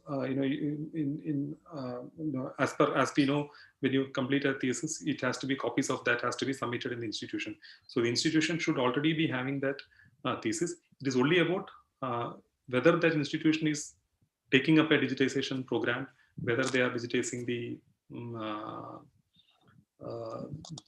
thesis, and so you should get in touch with the institution where you did your PhD and check with them. Yeah, that will be my answer.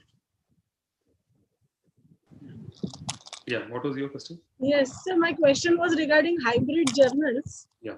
In an attempt to make the content open, in fact, with the APCs that are being charged by publishers, I really don't know whether the model is becoming open or it is, kind of still creating a pressure on the researchers, especially from developing countries like ours, with respect to this. And when we then talk about policies for open access from funders, and if there are these huge APCs, then I think again we keep on struggling. So how do you, what do you feel about this?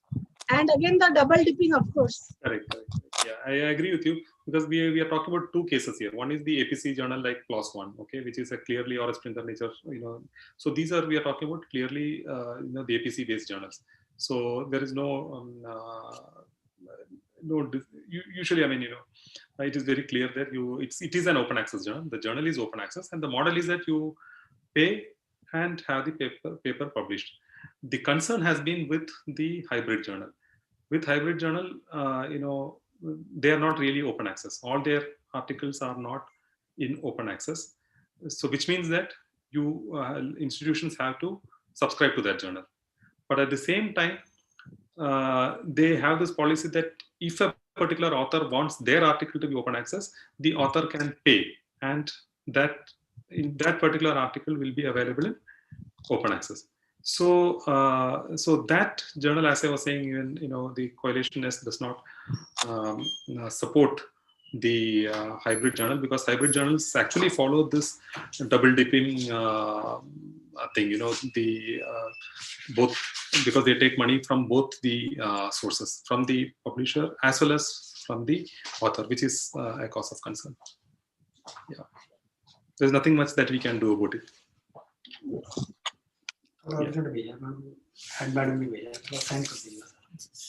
Yeah, is there anything else? Any other question? I think, sir, you mentioned the Jovi journal. So researchers can contribute to this journal as why do they actually video their? I think you need to repeat. I just got distracted. Yeah, you need to repeat again. Okay, am I audible? You are audible, but not very clear. Not very clear, yeah. Story journal, which you mentioned, it's the video. Just 1 second, I'll use my microphone.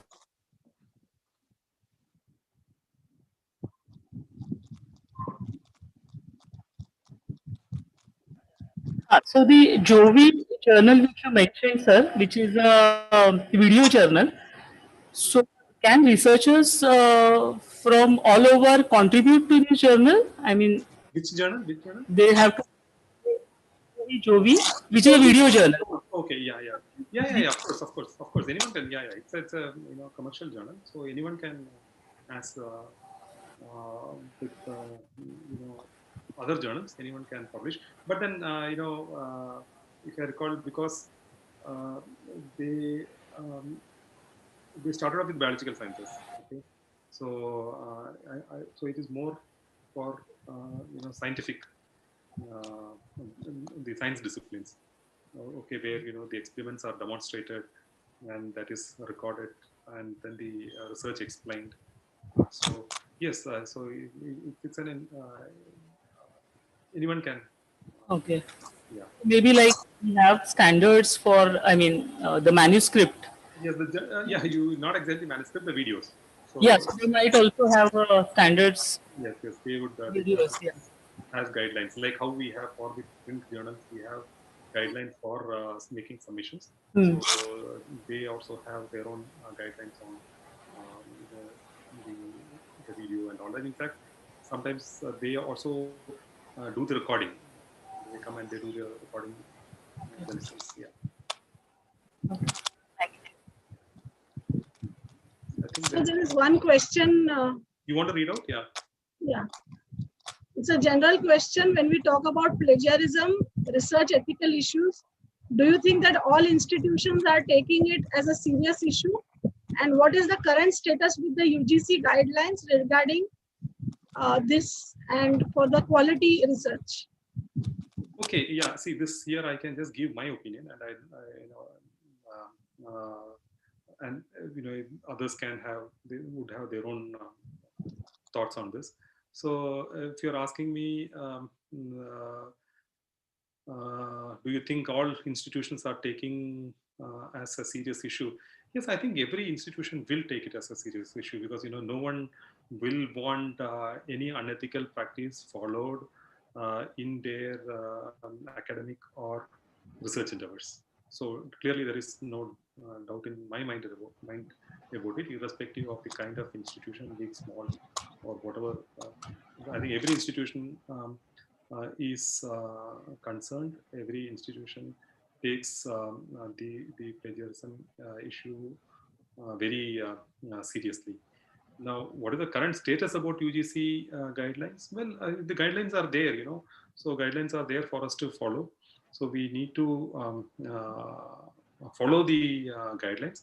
The only, probably I don't know what triggered this question, but maybe what I had said was that there is a lot of emphasis on plagiarism tools. Okay, so tools being indiscriminately given to I would say even the students and just about everyone. And plagiarism is for checking the similarity, right?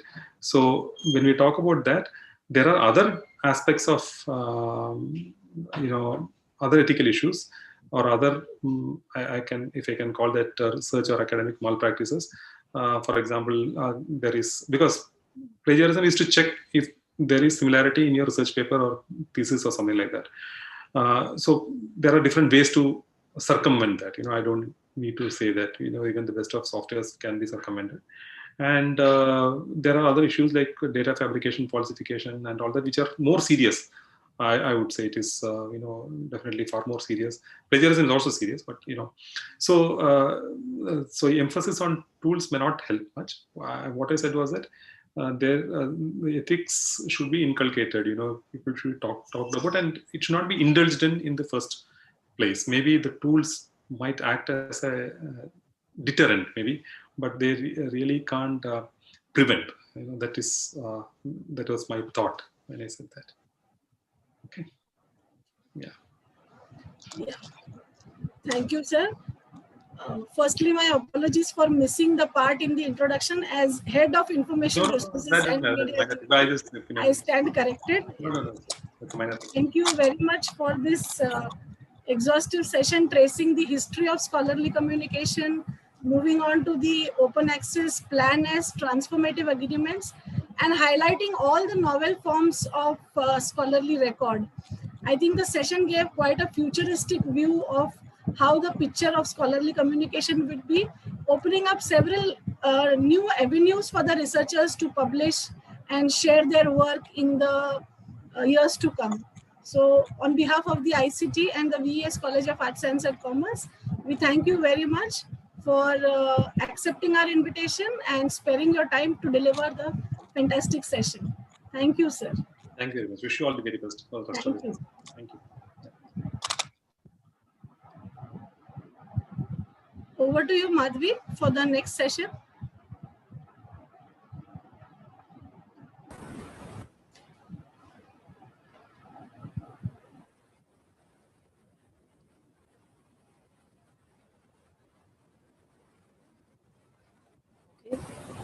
Now we move on to our last concluding session, good academic research practices. This session would be kind of a finishing touch for our whole Shodhyatra program, where Dr. Subhashri, who is a senior consultant life science, scientific research and drug discovery translation science at Clarivate Analytics, will discuss with us the good practices that a researcher needs to follow for quality research.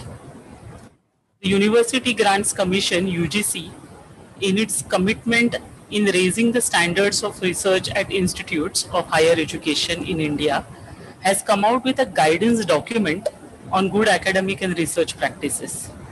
This document reiterates the value underlying research integrity to help create a culture of responsible and quality research in academic and research community. The guidance will help prepare the Indian academic research community to be at par with international benchmarks for research quality, integrity, and excellence. Dr. Subhashri has met you all in the previous practical session on choice publication avenues, and so you all are already been introduced to her once. I'm not introducing her again, but here I would like to highlight that Dr. Subhashri is one of the major contributor of the UGC guidance document on good academic and research practices, and hence one of the most apt person for this session. We congratulate Dr. Subhashri for being a part of the UGC guidance document, and we welcome her on behalf of Institute of Chemical Technology and VES College of Arts, Science and Commerce for this TechWhip supported 7-day national level capacity building program, E-Shodhyatra, Emerging Trends and Technologies in Scholarly Communication. Over to you, Subhashri. Thank you, Madhvi ma'am. I hope I'm audible. Yes, you are. Okay, thank you so much. So just give me a moment. Yeah. As I share my screen. So I hope my screen is visible. Yes. Okay. So yes, as I said, thank you, ma'am, for the invitation and the very warm introduction. So as Madhvi ma'am very aptly mentioned, this is the right finale topic for this entire Shodhyatra, which is a very nicely named program, the journey of research, right? So just a small introduction about this document that we created in partnership with UGC. So I will talk about scientific research, what it is, and what I really would recommend everybody to do is, and just give me a moment, in the chat window, I will send you the link for the document. It is available publicly on the UGC website. So around a year ago, Dr. Bhushan Patwardhan and some of the senior leadership from Clarivate South Asia. So a small introduction to Clarivate. We are a company that has been very intimately associated with the research ecosystem. So we are proprietors of one of the largest citation databases in the world, Web of Science, and we have a whole suite of scholarly products of life sciences systems biology products. So we are an analytics company that helps academia, governmental institutions, pharmaceutical organizations, corporates with better information, with scientific analysis to accelerate the pace of innovation. And there was a conversation with UGC, and UGC was looking for crystallizing or codifying some good practices.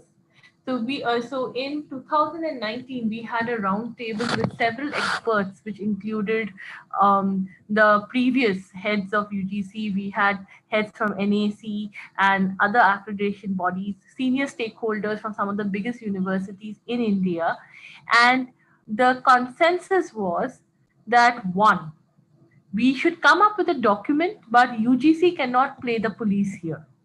So the document that we have come up is a guide. That's why the very important, rider or a caveat is these are guidelines and guidance. End of the day, it is up to the scientific researcher themselves to implement good research practices. We try to explain in the document why these practices are important, and also try to give some recommendations, especially to a research organization, that what must be done. One of the biggest issues in the entire research ecosystem in India, the academic research ecosystem. So please note, these are good academic research practices. Most corporate organizations which conduct research. So when I'm talking about corporate organization, let's talk about a pharmaceutical company. Typically there are a lot of inbuilt checks and balances, which ensure the quality of research coming in. Not to say that there is no problematic research happening at that end also, but there are usually a lot of checks and balances. Of if you're a pharma company, you have to submit your data to the regulatory agencies like FDA. So there will be a check and balance over there also. So we are these practices, when we talk about these recommendations, we are talking in terms of academia. And the biggest problem is that in India, what we are noticing is that there are some organizations which have a system whereby there is a scrutiny of the research done at the institutional level, at the before dissemination of any manuscript of any data. There will be a scrutiny done at the lab level, departmental level, institution level, whereas there are certain organizations where there is no such culture. So what we are trying to do through this document is give you a boilerplate or very basic broad guidelines, and this is what that needs to be done at the minimum. These are some of the recommendations. And how have we come with these recommendations? We have come with these recommendations based on our own experiences as researchers. We have come across we have formulated these recommendations based on our understanding, our study of the globally accepted best practices across institutions in the globally, based on certain research integrity documentation that has come up through by different bodies. So this document tries to give you first an overview of what are some of the principles that are followed globally. It gives you a list of documents that you can access. We give you links that you can access, so you can look at what is happening in the world. And then we have distilled that information and tried to create a set of guidelines that we think will work well in the Indian ecosystem. And one of the biggest recommendations, and this is in line with our discussions with the expert committee. So we had some very senior people reviewing this document for us. We had Dr. Marshalkar, the previous head at CSIR. We had Dr. Gagandeep Kang, who was the keynote speaker for the E-Shodhyatra. Dr. Anil Sahasrabuddhe, they actually worked as reviewers. So they reviewed and gave suggestions for this document. This document was primarily written by Dr. Anand Desai from Clarivate. He's our research policy advisor global. He's based out of the United States. He has been a professor emeritus of public policy at Ohio State University, and also was a part of the National Science Foundation, which is one of the biggest granting bodies in the world. We also had our senior director, Anamika Chaurasia, who actually conceptualized this entire exercise.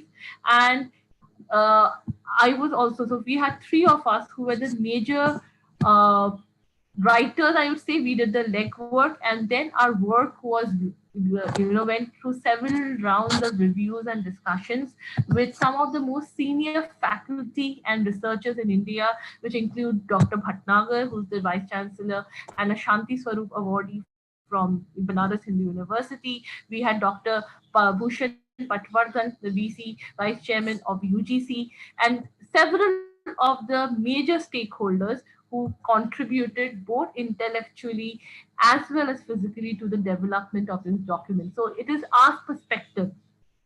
And we have tried to create this document taking, so when we talk about scientific research, I know I'll be using the term scientific research a lot in this presentation, but by no means this document is, just presents you the perspective of research from the sciences, I mean the hard sciences. In fact, Dr. Anand Desai comes from a social sciences background, social sciences, statistics, and public policy background. I come from a pharmaceutical sciences biology background. I have been trained both in India and in the United States at NIH, National Institutes of Health, which is one of the biggest, biomedical research bodies in the world. So we are trying to put a perspective from different fields. We had Dr. Bhushan Patwardhan, we had Dr. Anil Sahasrabuddhe, who gave a very good overview, or gave us ideas about how this document can be utilized by engineering institutions. So we have tried to make this document as inclusive as possible, and I really urge all of you to have a look at this document. And one overriding, so this is something I wanted to mention, one suggestion that we have got from everybody on the expert panel was that we need an office of research integrity. So there needs to be a body, because see, good research practices, giving guidelines is all very good, but how do you ensure that these practices are actually implemented and executed? So there needs to be an office of research integrity. I would say this is one of the biggest recommendations. So we make a formal recommendation that there needs to be an office of research integrity, office of research oversight at every institution, where there will be a kind of a mechanism through which the research that is happening at the institution is subject to scrutiny, and there will be a layer of accountability. The biggest problem right now in the Indian research ecosystem is accountability. Because if a problem happens with a research project, would the director of the institution or the vice chancellor or the principal of the college be responsible? Because he or she might not even be directly associated with that particular project. They do not know. So if something wrong happens, then how is the accountability shared? How is it measured? So this is one of the biggest takeaways from this document, is that there needs to be a mechanism. It is not only sufficient to give you guidelines, but there needs to be a mechanism, a oversight committee. So we leave how that will happen to different, to institutions. That's why we have an appendix section in this document where we have put, we have put the mechanisms that are followed in different institutions worldwide. What do they do? What does NIH do if somebody is caught falsifying data? Or what are the checks and balances? So we have given you the recommendations. The idea is that you take information from this document and create your own research oversight mechanism. So with this, just I will share some of the slides, and I'll actually then go live into the document to show you how to interpret the document, what the document has. So Let us start with the first thing. What exactly is scientific research? So I would say scientific knowledge and scientific research, this should be the the first tenet or the first principle of anybody who is doing research, is that when you're working with some data, when you're working on a, especially any experimentation, or when you're coming up with something new, your hypothesis, your ideas should be testable, your data that you have generated should be reproducible. This is the first thing with when you start with scientific research, and this encompasses both the hard sciences and the social sciences. So for all of you today who are attending, and if you are early career researchers, if you are faculty, if you're writing a paper, a manuscript, please ensure that your data is reproducible, because it is of no use to the scientific community if you're sharing information. In fact, this creates confusion, it creates problems overall. In fact, some of the biggest frauds in scientific research have been seen, or they have come up in the out in the open, when people all over the world were trying to reproduce the data and were not able to do so, and then red flags started happening. So, as a person, principal investigator, so the faculty today who are group leaders, who are leading research projects, you need to start having a mechanism whereby there you can ensure that the data generated by your students or your postdoctoral researchers, technicians, you know, anybody whom you work with is reproducible. Also, this is for collaborations, big collaborations. If you are collaborating with another, if you are a part of an multi-institution project, before you submit the data, you make a manuscript, make sure that you have all the raw data with respect to the experimentation or the studies that were not done at your lab or at your by your group, that there is absolute transparency. Many times what happens is that we trust our collaborators. And it could be the reason that you are, that let's say you are an early career researcher, you are an assistant professor, you are collaborating with a very big shot name. And you have not, you typically tend to trust the very fact that this big shot name is collaborating with us, gives us a lot of, how do I put it? This is a matter of prestige, a matter of pride and honor for us. But having said that, be polite, be respectful, but ask for complete transparency. Ask to see the data. If you have any issues, if you are not convinced about how a study was done, how, let's say, a primary survey was done in the social sciences area, the questionnaire that was used was not correct, or you see that whatever responses that you are getting, this you find somewhere, your gut feeling tells you something is wrong. Pause, ask questions. It is much better to ask questions at this point rather than completing the project, submitting a manuscript, and then having to retract it or there being problems. Again, scientific knowledge is public. It has to be open to institutionalized criticism. Many institutions all over the world, one way that they ensure success in the grant proposals, or even in the the manuscript submission, the more acceptance by high quality journals, is that they have a institutionalized criticism. That is, if you I have a group of two, if I have a group who has produced the data, published, created a document, a manuscript for publication. Before sharing it, it goes to the Office of Research, which sends to other people with similar research interests, with similar expertise within the institution, for a round of, for a fresh pair of eyes to evaluate. So it has to be open. Scientific knowledge is public, is open to institutional criticism. So in this case, this is a broader statement. But as a research institution, you can have this mechanism whereby there is a round of checking before a manuscript or a grant proposal goes out. Scientific knowledge, as I said, it has to be cooperative and collaborative. This is the document that I was talking about, the good academic research practices that came up in September 2020. And these are the contributing authors. And I have already talked about Clarivate. We were the knowledge partners. So we were the ones who actually conceptualized and wrote the document, of course, with a lot of inputs and, I suggestions, reviews by some of the, you know, very knowledgeable or senior stakeholders in the Indian research system.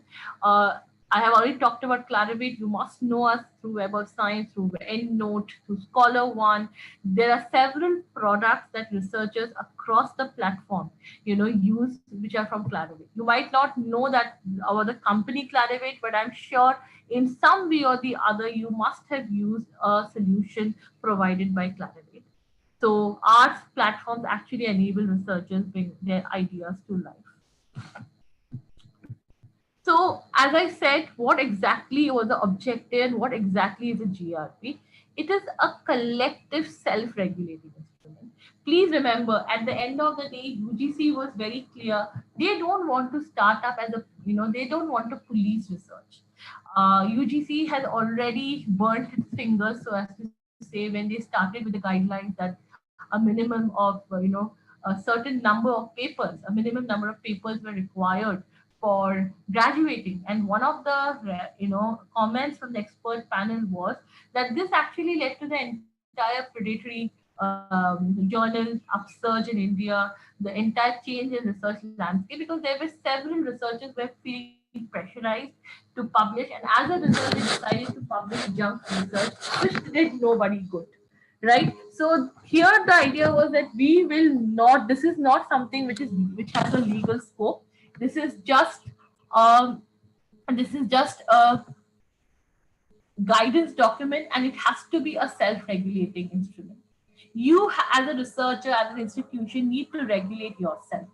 So there's a sets of actions, recommendations, and commitments for research practice.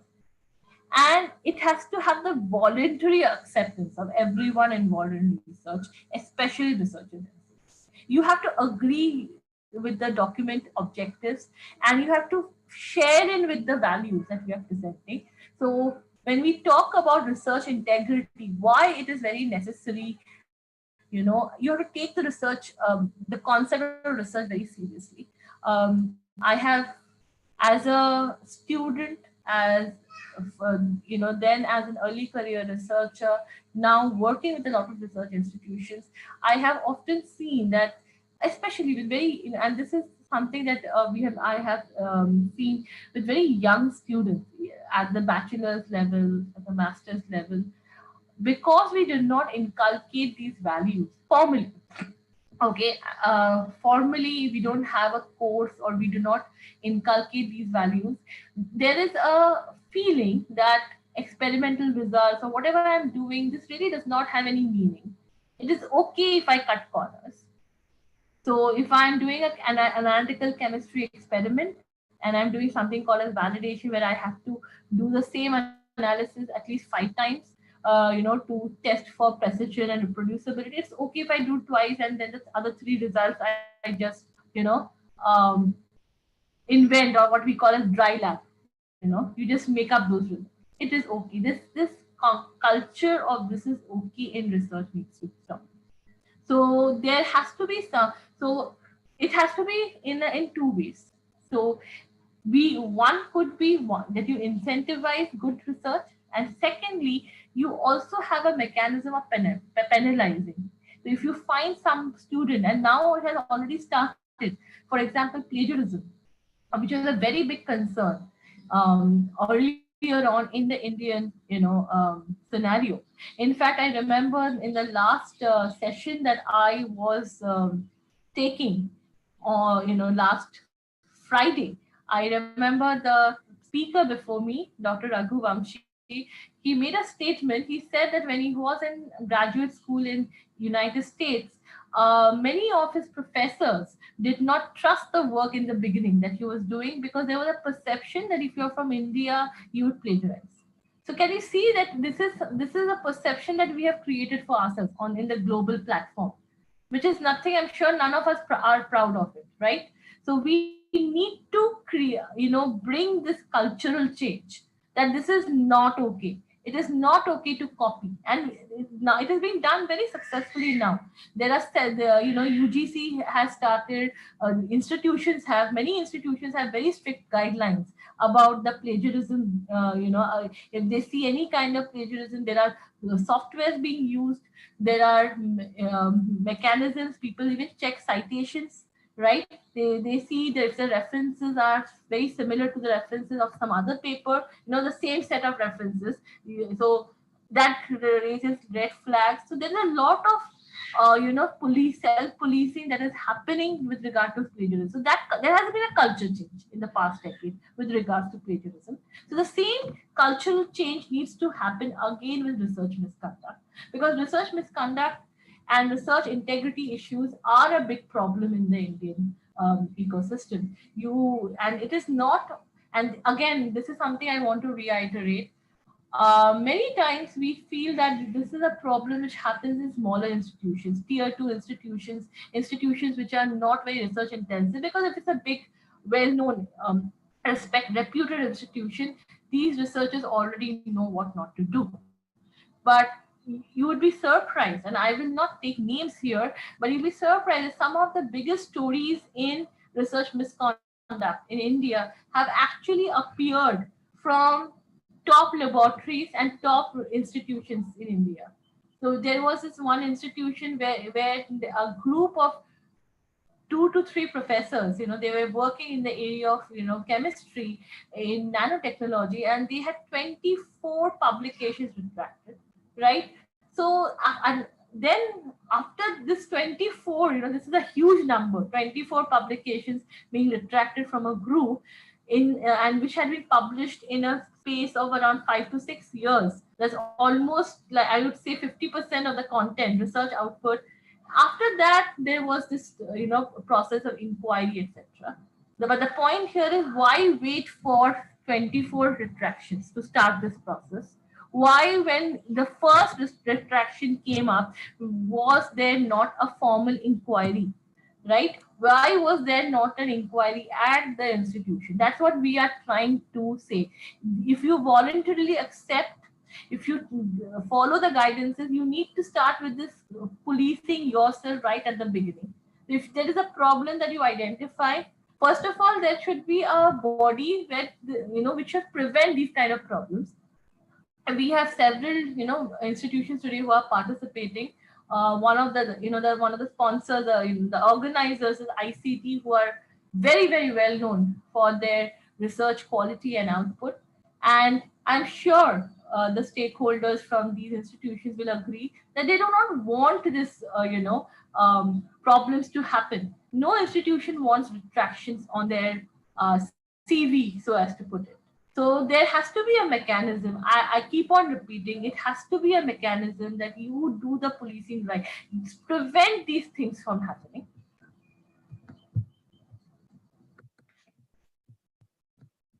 So it is applicable to researchers, trainee researchers across all universities and higher education institutions. So research must meet professional, institutional, legal standards. Legal standards, very, very important in some kinds of research. Research which involves collecting personal data, which involves working with people in person. So clinical studies, they need to meet certain legal standards, and they must be guided by universal values. Freedom, freedom to do the research that you want to do within certain guidelines. So today, as a researcher, I cannot say that I want to make the next hydrogen bomb.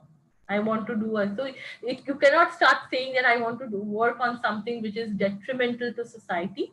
So under the ethical principles that we are mentioning, as long as it is not detrimental to society, it follows a research vision, you should have the freedom to do the research you want to, and it has to be honest. Very important. Again, this is a guideline. Please remember, when if you are taking consulting fees from any organization, a lot of senior researchers are also involved in technical consultation with the industry. It is your duty to ensure that you report it. Do not make the call, and this is a recommendation that we have made in the document.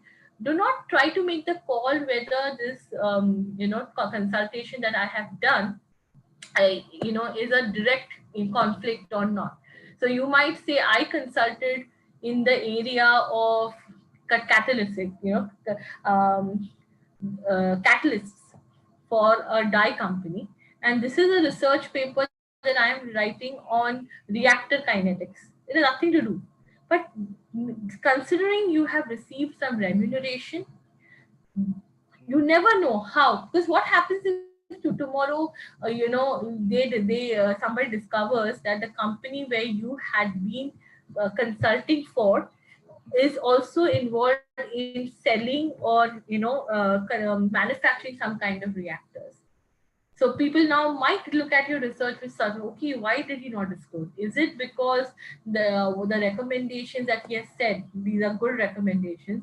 He's trying to influence the scientific world in such a way that people buy certain products.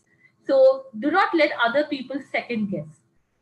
Declare any kind of conflict, or even if you perceive, even if you perceive that these are not conflict of interest, make sure you disclose them.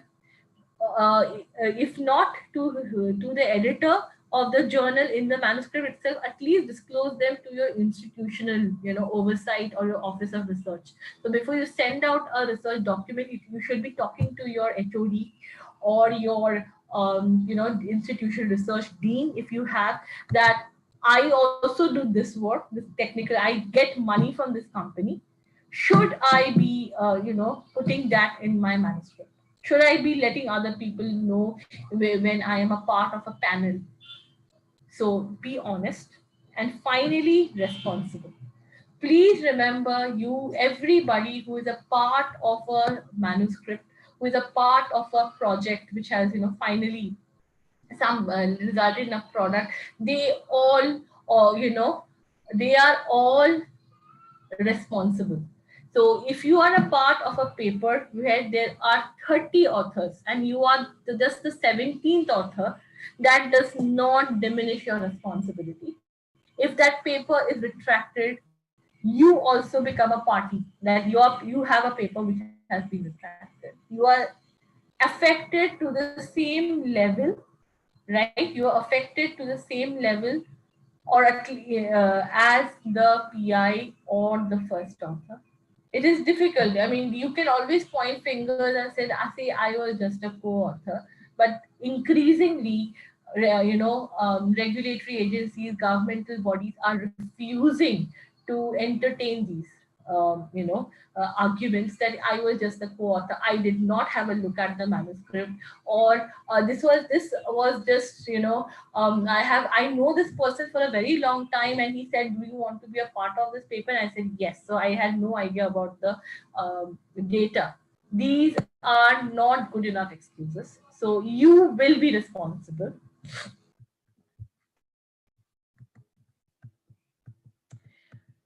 So the research starts with research planning, right? All research must be contained in a written document. So this is the first point that we are trying to make, is when you start planning itself, make sure, and this is what we have put in the GARP also, and because the GARP is a huge 55 page document, I will not be um, describing or explaining every point in detail, but all research must be formally written, in the sense that right from the planning stage, why did you come to this hypothesis, what were the papers that you referred to, so even your literature review that you're doing, make sure that you have a list of the literature available with you that led you to form this hypothesis. try using a database like Web of Science, there's Scopus, which allow you to make reference lists, which allow you to retrieve and easily trace back what literature you have. So using a database coupled with the reference management, there are several reference management softwares. Many of them are even free. Some of them like EndNote, some versions of EndNote, you have to purchase. But there are several reference management tools like Zotero, etc., which are free.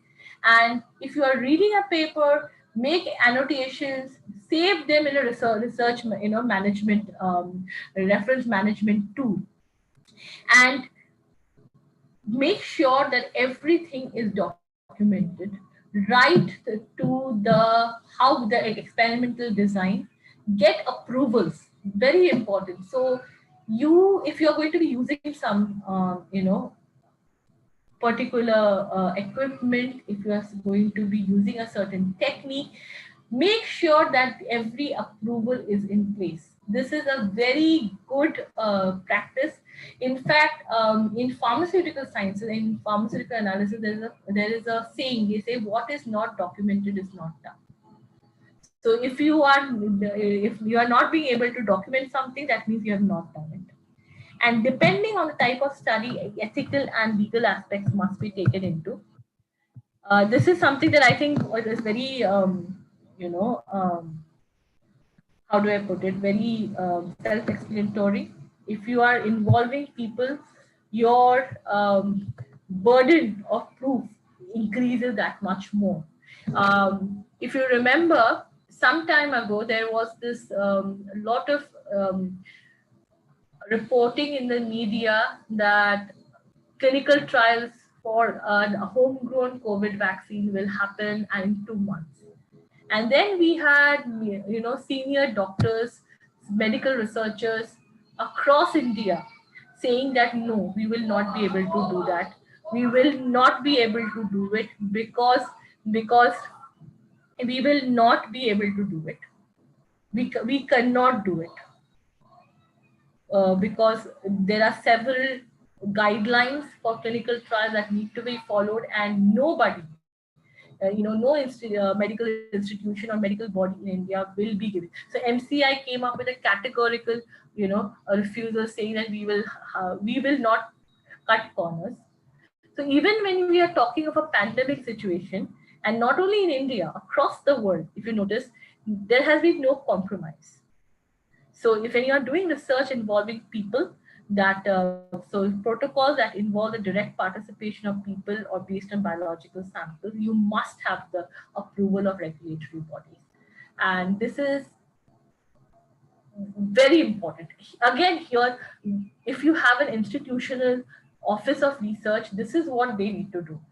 So before you send up manuscripts, somebody will read the manuscript and say, "Oh, you worked on human tissues. Where is your approval sheet?" Okay, so this laboratory, you are processing some human blood. Where is the approval sheet? Same thing goes for animals. We are very particular about animal cruelty, humane behavior towards animals. So there are several checks and balances. There are a lot of boards. Make sure, when you embark on a project, that the right approvals have been taken. Increasingly, please remember, journals are also becoming very cognizant. So there are several journals you can go. So I don't know how many today are from the pharmaceutical or biomedical field, but if you are, there is the International Council of Medical Journal Editors, ICMJE, and there's WME, World Association of Medical Editors.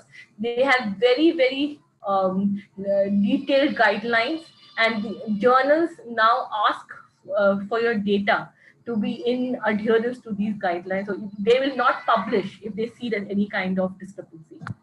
So be very careful. So research organization. I have talked a lot about that. These are the very basic things that you need to do before you start on a project. One of the major things that I'll come now is the relationship between mentor and mentee. At every higher education institution, research is organized in research groups. Every research group must have a principal researcher that leads the group and publicly represents it. So This is the convention across the world, and the training process, please remember, the training process for young researchers is one of the responsibilities of the researchers in the groups. So what I mean to say here is that all the faculty today who are attending, please remember, any product, so by a product I mean any report, any manuscript, any proposal that comes from your group, if you are the project leader, it is your responsibility to ensure the quality. So even though you might not be, so a lot of faculties are very busy, senior faculties are even more so, they are not directly involved with the day-to-day project work. So I'm sure none of the faculty actually go and the laboratory and see the readings, daily. You might be looking at you must be having laboratory meetings where you discuss the work, but day to day going into the lab and micromanaging, nobody has time for that. At the same time, please ensure that you do note, check the original data, make sure that the data is correctly reported. If you find any red flags, if you find that you have two different graphs and the noise in the two graphs are same, right, the signal to noise ratio is same, then something is wrong, something looks wrong.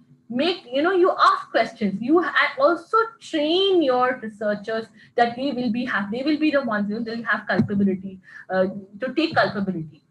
So if you start a culture where every week you are sitting with your laboratory students, or you're sitting with your trainer, technicians, postdoctoral researchers, your master's students, PhD students, looking at the data, looking at how they've analyzed the data, making sure that their laboratory notebooks are up to date. This creates a positive culture, and this goes a huge way in ensuring that there is no data misrepresentation or falsification.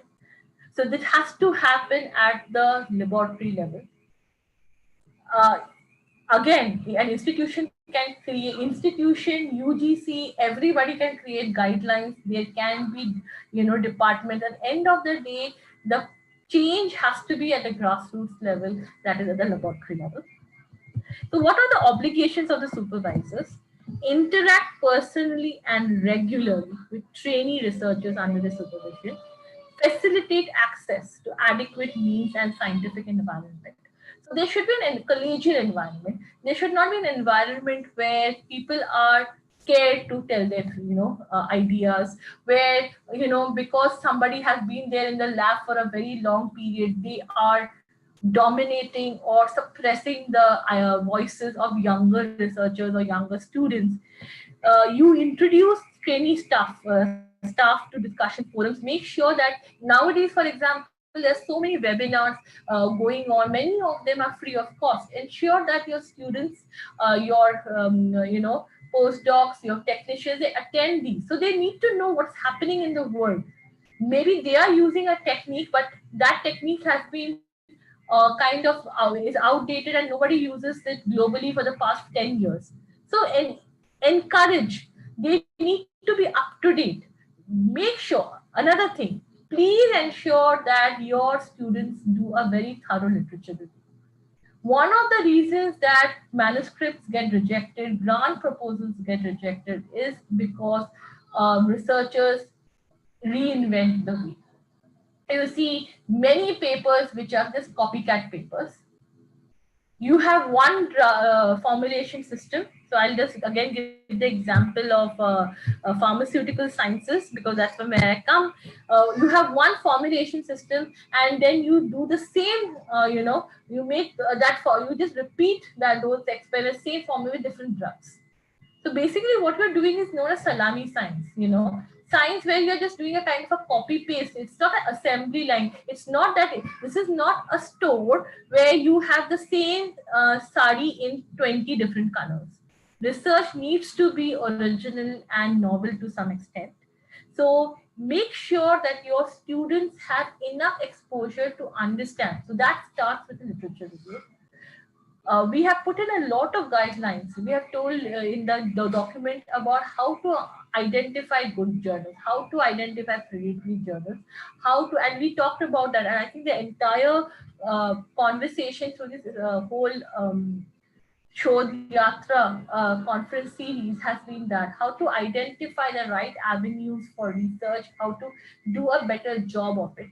So start with literature review, read good journals, good literature, see who is citing, see who are the what are the top people in the in your domain doing, how are they doing their research, what is the kind of research that is being reported by the most highly regarded journals in the field. Another thing is avoid trainee researchers being involved in tasks outside the area of training. This is a problem that uh, I would say many of us, this is something that I personally have faced, as a researcher, is that after a point in the time, we are doing everything. So I'll give you an example. I was in a group where I come from a drug delivery, more of a polymer science background. And my PhD was in molecular biology and pharmacology. So the first year I had really, work hard and learn several techniques. And after a year, I was quite familiar, with certain techniques. I was, after a year and a half, I would say I was an expert. So that was my core area, and which was mostly, bioanalytical uh, testing and a lot of animal work. Uh, but we had a researcher who worked in immunohistochemistry, which is basically a lot of pathology work where you take small sections of tissues, you stain them, and you try to see for differences, etc. It's very complicated technical work. And that researcher left the laboratory, and the owners came to us as graduate students to continue. So I am not a trained histochemical expert, right? So my guide was, because we didn't have any other expertise in that, we had to just learn it and just keep on. And we had manuscripts which were under revision, so we were actually not only learning it, we're creating data that would go into a manuscript. So I think this is the kind of exercise that must not be done. It is good. You should let your graduate students know as many techniques, as many new things as it, but do not ask them to do things randomly outside the area of training. That often leads to problems. They don't do the experiment correctly. They might not be getting the right data. They might be interpreting the data wrongly, and you actually put that in the manuscript and get an entirely wrong notion. So avoid training researchers being involved in tasks outside the area of training, and ensure that work oriented to training researchers does not form part of. So this is something very important. What happens is that many laboratories are today working with industry for projects, which is a good thing, because this ensures that your students and your early career researchers, postdocs, etc., they get that exposure to the industry. It brings in funding. It brings in very good, money for the lab, which is important. It creates industry academia partnerships. But if you have a student who is in their PhD and they need to have good publications to bolster their CV, I think it is not very fair to have them work, in do majority of their work for projects that will not be able to get into their thesis or dissertation. So this is again a very gray area, but these kind of discretion. So this is something that the institution can come up with the supervisors to ensure that yes, there is a fair distribution. So every student must spend 30% of their time for industry project, but they must also have an independent project of theirs, which can be included in the dissertation, right? So something, an equitable distribution has to be made. Ensure research, I think this is very important. Most institutions have very stringent safety rules. They have safety bodies, or there are timing restrictions. There are restrictions that only one person alone cannot work in the laboratory. So as if there's a problem, there's some safety issue, something, somebody can call somebody in an emergency, etc. So safety of the personnel in the lab, very, very important. Stress to follow the GARP. That I don't mean the document only. What I mean to say, follow good academic research practices. Please stress and be self-critical. Obligations to the trainee staff. Be fully involved in the project. Do not cut corners. So do not fudge data. Just because your professor is a very busy man or a woman who is involved in a lot of teaching, administrative duty, might not have the time to go over every data point with you, does not mean you have to. You are your own best judge. You must have that accountability yourself, that all my data will be able to stand scrutiny. Make good use of the materials and installations available. Take part in scientific activities. Recognize the contributions of supervisors and tutors in their oral and written results. We have seen this. This is something that which does not happen globally, I would say. In the Indian context, in some places, I have seen that after a student have graduated, they have taken their work and published an article without even attributing it. So please remember, when you are we have data which has been generated in a laboratory which belongs to a principal investigator or your professor, right, or of an institution, you need to give them credit. You have not done as a student, as an early career researcher. Please remember, you have not done your experiments in isolation. You have used somebody's chemicals. You have used somebody's maybe if you're not in actual experimentation, then you have used some resources, maybe e-resources, a computer, office space, intellectual idea and input. So you cannot just take the data and then just publish it in some journal. That is actually theft, intellectual theft. That is wrong. So please make sure that every time you present your data, you are talking about to attribute. This is, I mean, that's what plagiarism. What is plagiarism? When you do not put the right attributions and citations. Even this is very important. You need to, if you are presenting any data at any conference, or maybe even that is supplementary data. Let's say you're giving a talk about something, and there is some data that you have taken from your old lab or your previous lab. Make sure that you let people know that this data was generated in the lab of Professor Sharma. During these years, along with Dr. These were the postdocs, let's say Dr. Verma, Dr. Rao. So you are giving credit to the right people. You're giving credit to the tutors and your supervisors. As I talked about safety rules, not only should you be, safety rules should be there. Many times safety rules and all these things are there. All institutions have a handbook, but how much these safety rules are followed is a very big, question. I have gone to institutions and I've seen students handle cell lines without wearing gloves. They are working in a sterile hood, but they do not have gloves. They are not wearing safety glasses. People eat in the laboratory. That is a very big no-no. You cannot eat in a laboratory. Does not matter if it's a biological laboratory, chemical, physical, anything. A laboratory workspace is absolutely forbidden for any kind of drinking and eating. So these are things that must be followed. So your PI, your supervisor, your professor can just do as much. They cannot come.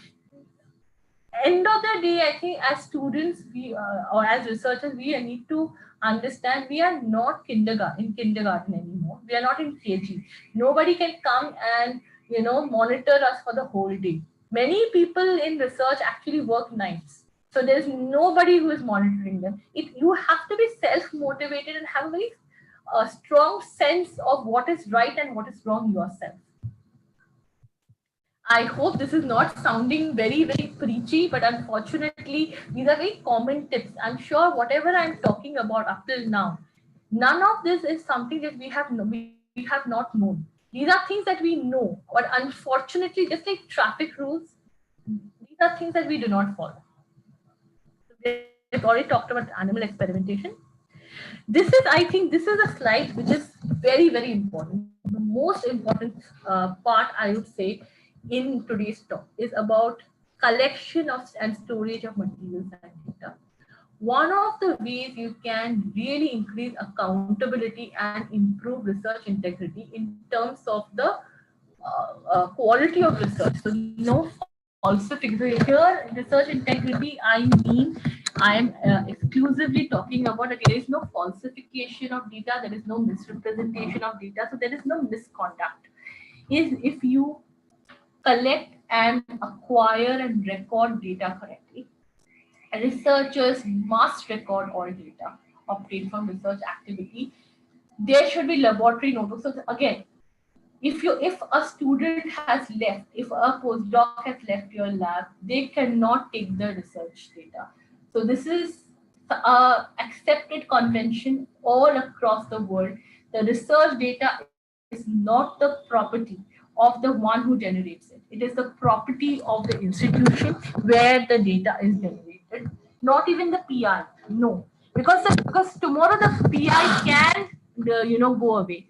But they need to leave a copy at the institution. This is very important, even for, especially for government labs and all. They do not allow you to leave with the data, because that is known as governmental data, federal data. So recording of the data and observations is very important. Secondly, it should be done in a way that allows you to trace back. So, for example, there are instruments. So, this is very. I think here all the people can take a leaf out of the pharmaceutical industry and the biomedical industry, and how they do their data recording and data keeping. It is done very, very minutely. In fact, there are FDA checks. You might have heard these problems that have happen. They get what are known as 480 letters, 483 warning letters. They fail, FDA, they get those FDA notices. This is all because they are not able to match data. So there are now a lot of instrumentation where whatever data point, so let's say it's a chromatogram, it is a particular image that has the timestamp, everything is recorded. So if there is any manipulation in the future, that can be understood very easily. So how can you ensure that in a manuscript there is no data misrepresentation? So let me give you an example. Let's say you are working in an area where you have to take a microscopic image, right? And you have first of all, you should have some mechanism whereby, uh, and nowadays most instrumentation has that, is that they record exactly when you took the image, what time, and you have to also put in your credentials. So many times they have a login ID. So if you have logged in, so if I generate the image through my login, I will get a stamp on the image that this was generated on the 4th of December 2020 at 5 o'clock in the evening by Subhashri Nam. Right? Now, when a manuscript is made, of course, you are going to be modifying the image in such a way that it fits the manuscript. So by that I don't mean photoshopping and making the image prettier or in such a way that it gets more acceptable. By that, what I mean is that you'll take the image and maybe make it a smaller version. You'll crop up some of the names and all. But you should have a file whereby you should have one final image which has gone into the manuscript. Along with that, you have the original image, so that there is easy comparison. It could be an electric file. It could also be a notebook. Okay, a physical notebook. So you have, so especially these are for images that or any graphs which have been generated by an instrument. You need to have the original feed from the instrument as it is in one panel, and one panel is exactly how you have put it in the manuscript. so that your PI or anybody tomorrow, even after 20 years, can easily match that, okay, are these the same? And by the way, please be advised that today there are a lot of forensic imaging analysis being done. Many journals have actually purchased this software. There is software available which can take a digital version of the image that you have submitted to the manuscript, and they can actually see if any kind of post production was done on it. So if any Photoshop or any kind of pixelation changes, they can actually detect it. Okay, so this is very important. Second is all data must be conserved for a minimum period of 5 years. This is something that we have taken from guidelines in NIH, etc. NIH has 10 years for some projects, but this is according to what the institution deems appropriate. But then your data must be conserved. All these files, we agree that an institution probably every year you have 500, 1,000 manuscripts. All data cannot be kept for an infinite period of time, but there has to be some repository. It has to be conserved. So there has to be a kind of a statute. Okay, at least for 5 years, at least for 10 years. Does not matter whether PI is there or not. The data should be there somewhere in this. PI, the professor whose lab generated data, they might go away, but there should be some form of the data available for scrutiny. And original data must be stored in original form, as I said. Next is excessive improvement, as I said. Interpretation of the original data should be avoided.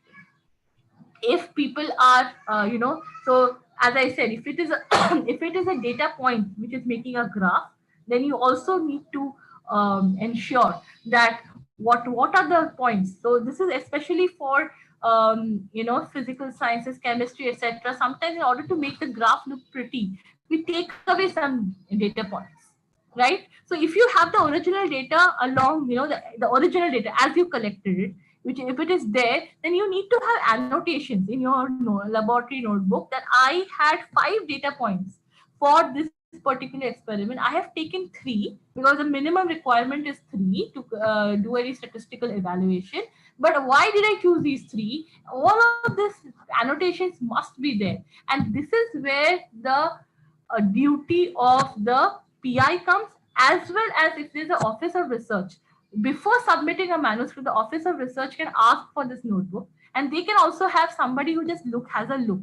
Now I know this is a very labor intensive job, so this can be further deregulated, decentralized. So let's say office of research has one representative with the HOD for each department, and the HOD and the representative of that office of research can work together to have a quick look, that everything is in fine order before a manuscript is submitted.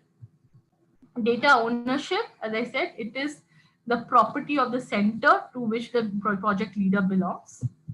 All members of the research team must be able to access the information from the data obtained.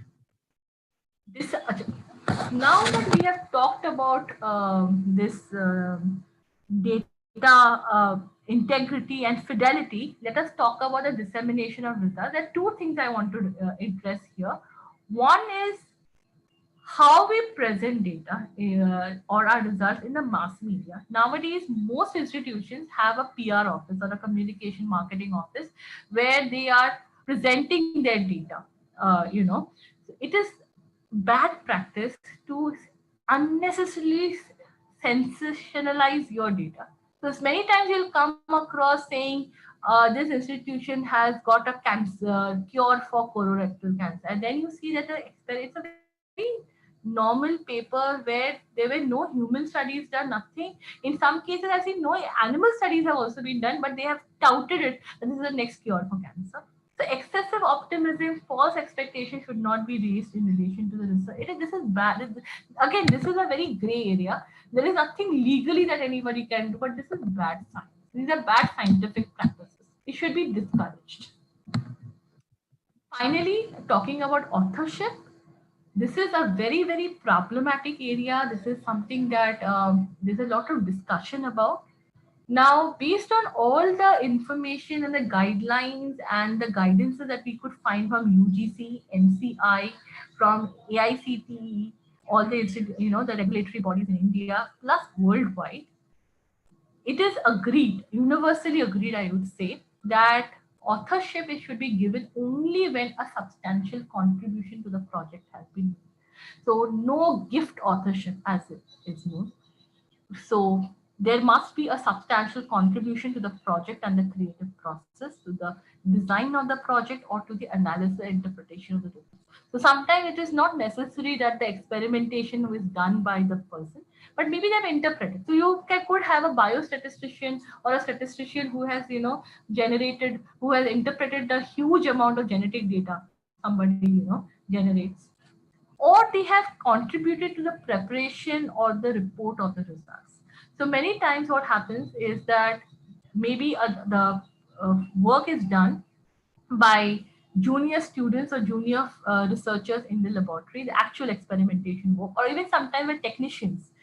But the interpretation or the putting together the story is done by a senior author. So in that case, it's fine. You're giving the. But if somebody has just edited your paper for English language, they don't deserve to have an authorship. And what is very, very important, which we feel is that that person should be in a position to understand and discuss the paper. It should not be that really, that person should not be clueless. That's where the whole problem of gift authorship comes. It should not be a person who doesn't even know enough about the project. They're sharing a name, the credit in the paper. But if you ask them what was the project about, they have no idea. That is not, that person cannot be, should not be an author. So this is what I've talked about. These are some of the points which I thought were more practical. We'll talk about, and I'll now just stop sharing this and share the actual document to give you a flavor of how the document looks.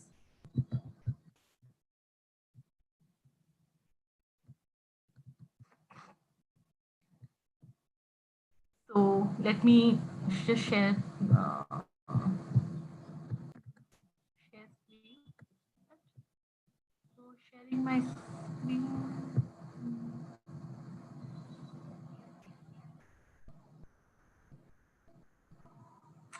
I don't see my screen. Show all windows.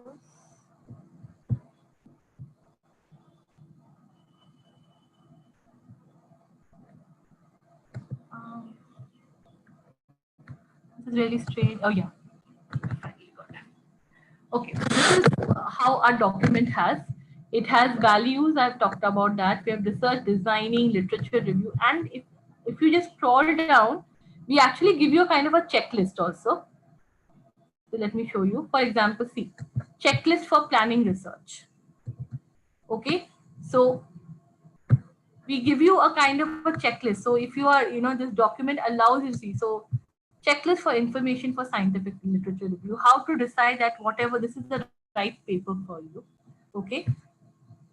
So this, we are giving you, there are checklists which are available. We have talked about journals. I have not talked about these things like appropriate journal selection, etc., because this is something we already talked in the last session. But we have given you a lot of information about why should you, how to decide where to publish, some of the common factors for rejecting a manuscript, to see whether, these are the checklists which can tell you whether your manuscript is a contender for rejection or not.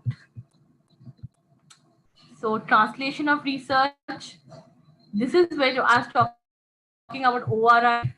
What does the Office of Research Integrity needs to do? These are some of the guidelines that we are giving you. This is what we're talking about, governance. What should the Office of Research, as I said, that oversight body should be doing? And we have given you several resources and structures which are followed globally in this appendix. So can you see over here? Sorry, this is appendix 2. This is Appendix 1. Reference model documents. So we have international and national guidelines. We have given you several documents. So if you just go over here, Research Council Sweden. This is a Swedish Research Council report. So just go and just click over here, Swedish Research Council. So just do a Control F, gr.se.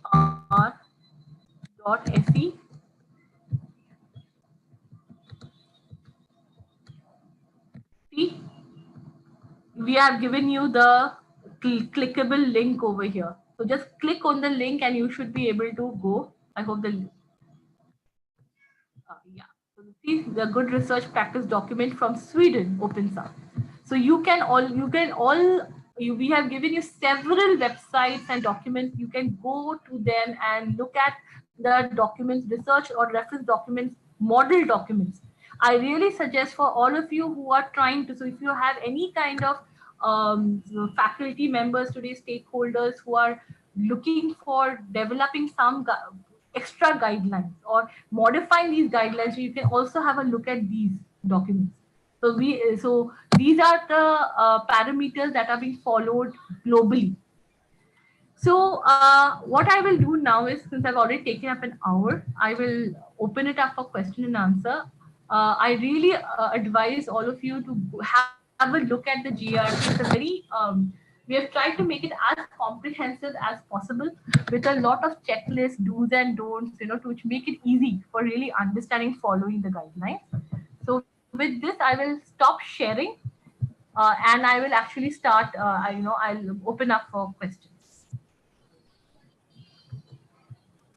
It is on the UGC website. Let me just send you the link. Yeah. In the chat box. If you type in GRP, you should be able to get that UGC GRP. So I'm sorry for that very blurred and enlarged. It's probably the document quality from UGC, but I put the PDF. You can please. There's a question from Dr. Prakash, very right question, psychological disturbance and working environment. So that is a problem for everybody, I think. One of the things you'll hear from all PhD students, they say that I have already been through hell in this world, I'm going to heaven now. So now, not to make fun of it, PhD or research, especially in today's research ecosystem with so many pressures of getting grants, etc. It can be an extremely draining experience, and the pandemic has not made it any easier. But having said that, there are certain things that you can do. If you think there is and I'm sure in Madhvi ma'am and Dr. Meghna can confirm, there are several checks and balances in every institution today. If you are seeing any kind of overt harassment from a PI or from a senior professor, there are mechanisms today. So I'll give you an example. Sexual harassment, for example, it is taken very seriously in institutions today. There are very good ways of countering it. There is a proper way where you can actually go. So I'm not talking about harassment can be in all, I'm not only talking about harassment. It is it's a feeling that you are feeling threatened in the sense that nobody is valuing me, my ideas, or maybe something wrong is happening in the lab. I cannot raise my voice. If you think some of these problems are there, all I suggest to you is that, first of all, make sure you document the problems. Always keep a document trail. Talk to people whom you trust. So I'm sure there will be some people in the institution that you can trust. Talk to them and go to the right people. So go to the research dean, go to the director of the institute, but make sure that you report your concerns. Okay, there will be some there will be some pressure that is inevitable. Please remember, your professor is also as stressed, or if not more than you. Maybe for a PhD, it's just a degree. For the professor, it's a matter of the job. If they cannot get these many papers out, they will lose their job. So everybody is under pressure. But at the same time, there cannot be an environment where you feel threatened or disrespected. If something like that happens, talk to your professor very frankly, saying that, ma'am, sir, I don't feel comfortable. Maybe they are telling you to work late at night. You don't have transport to go back home. you take local transport, you cannot go back home. So tell them that I will finish my work, but I cannot work at night. So first talk it out. But if the concerns are still there, make sure you report to the right authorities. And as far as I know, most institutions have a good mechanism to counter these problems. I would say that would be my recommendation. Yeah, thanks for answering that.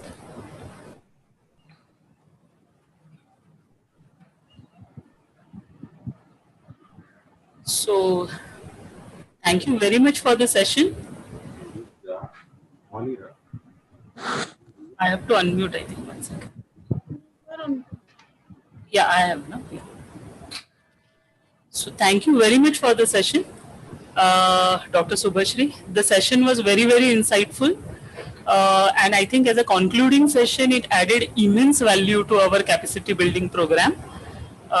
We thank you for accepting the invitation and for have initiated a dialogue with the participants on research integrity and quality, with prominent highlight on the UGC document, which the participants can, I think, refer to as required. The examples given by you from your real experience where I think the participants could relate to, and so would be better convinced. And the session very wonderfully also summarized the whole program along with the good practices. So it was indeed very useful, very informative, very insightful. Thank you once again. You're welcome. Thank you, Subhashri.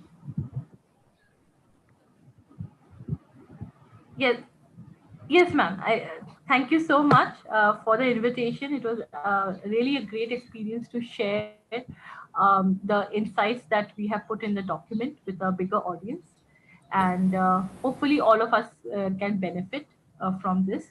I'm sure if there are more ideas and all, please feel free to write into the UGC. Maybe we can, that a very good thing would be that in a couple of years, 3 or 4 years, we can get even an updated version 2 of this document, which addresses the dynamic needs, the changing needs of the research, community. So any more ideas, if you all have, do write into us and say, this is something that we should have addressed, and we will try to work into making a more inclusive document. Thank you so much. Yeah, sure. Bye. So that was our last session, and we have come to the end of our capacity building program, our E-Shodhyatra program. So I invite Dr. Meghna Sanjeeva for the vote of thanks. Thank you, Madhvi. As we come to the end of the program, it is my proud privilege to propose the vote of thanks. On behalf of the Institute of Chemical Technology, Mumbai, and the Vivekanand Education Society's College of Arts, Science and Commerce, I express sincere thanks to all those who have contributed towards the conduct of this program. In this program, we had 12 sessions spread over 7 days and 5 practical sessions, in addition to our keynote address and addressed by the guest of honor. We have logged in 27 hours of synchronous sessions and have shared a video for self-paced study and will be conducting 2 evaluative tests. We are grateful to our advisory committee members, Dr. Akhtar Parvez, Dr. Sunita Barve, and Dr. Pujar, who guided us to plan out the entire program. With a deep sense of gratitude, we express our sincere thanks to Professor Gagandeep Kang for delivering the keynote address and Professor M.M. Sharma for addressing the participants and motivating them for a focused approach to research. My heartfelt thanks to our speakers who have spent their valuable time and agreed to deliver all the sessions. Dr. Pujar, Dr. Medha Joshi, Professor Smita Zinzarde, Dr. Raghu Vamsi, Dr. Sunita Barve, Mr. Hitesh Kumar Solanki, Ms. Anubha Sinha, Dr. Sarika Sawant, Dr. Akhtar Parvez, Dr. Satish Munoli, Dr. Sudha Kannan, and Dr. G. Mahesh. Our special thanks to our industry partners, Mr. Vishal Gupta from Elsevier, Dr. Subhashri Nag from Clarivate Analytics, and Ms. Preeti Rathi from eGalactic for their exhaustive and systematic presentations. We are indeed very grateful to the Honorable Vice Chancellor, Institute of Chemical Technology, Mumbai, Professor Pandit, and respected Principal Dr. Anita Kanwar for not only permitting us to conduct this program jointly, but for also being very supportive throughout. Thank you, sir, and thank you, ma'am. I would be failing in my duties if I do not acknowledge the support of the TechWIC office and Dr. Padma Devarajan, TechWIC coordinator and Dean Research and Innovation, ICT, for facilitating the financial support for this long program. Without the support of our technical team and our back office support, we would not be able to conduct these sessions. Thank you, Mr. Shashank, for the technical support throughout the seamless and glitch-free sessions. We thank Mr. Hitendra Patil, Mrs. Madhuri Dicholkar, and others for the technical support. Mr. Akash Chandel for timely communication and updates to all the participants. Our special thanks to Ms. Aditi Bhujbal, who has helped us with the creatives like brochure, website, certificates for the conduct of this program. We are also thankful to Dr. Mugdha Apte, researcher and freelancer faculty member, for her support for the conduct of this program. Last but not the least, we thank you, dear participants, for the sincere and committed efforts from your side. Taking up this long program and sustaining it with your routine work demonstrates your keen interest to advance your research goals and to enhance the quality of your research output. We sincerely hope that this program has enhanced your understanding of the issues associated and will be helpful throughout your journey of research. Thank you once again. We extend our best wishes to all of you for your future research endeavors, your Shodhyatra. Signing off on this note, all the very best, stay safe and stay healthy.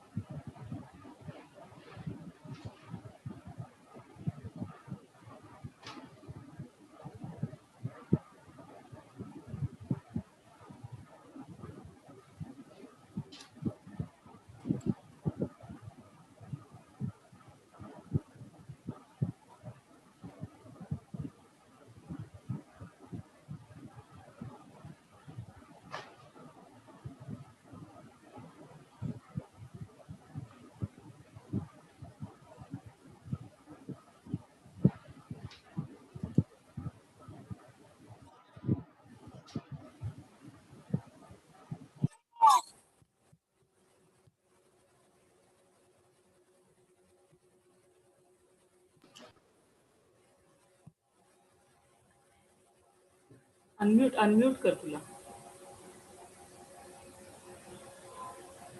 Meghna, you need to unmute. Thank you. This is our technical team. Thank you all, and thank you, dear participants, once again.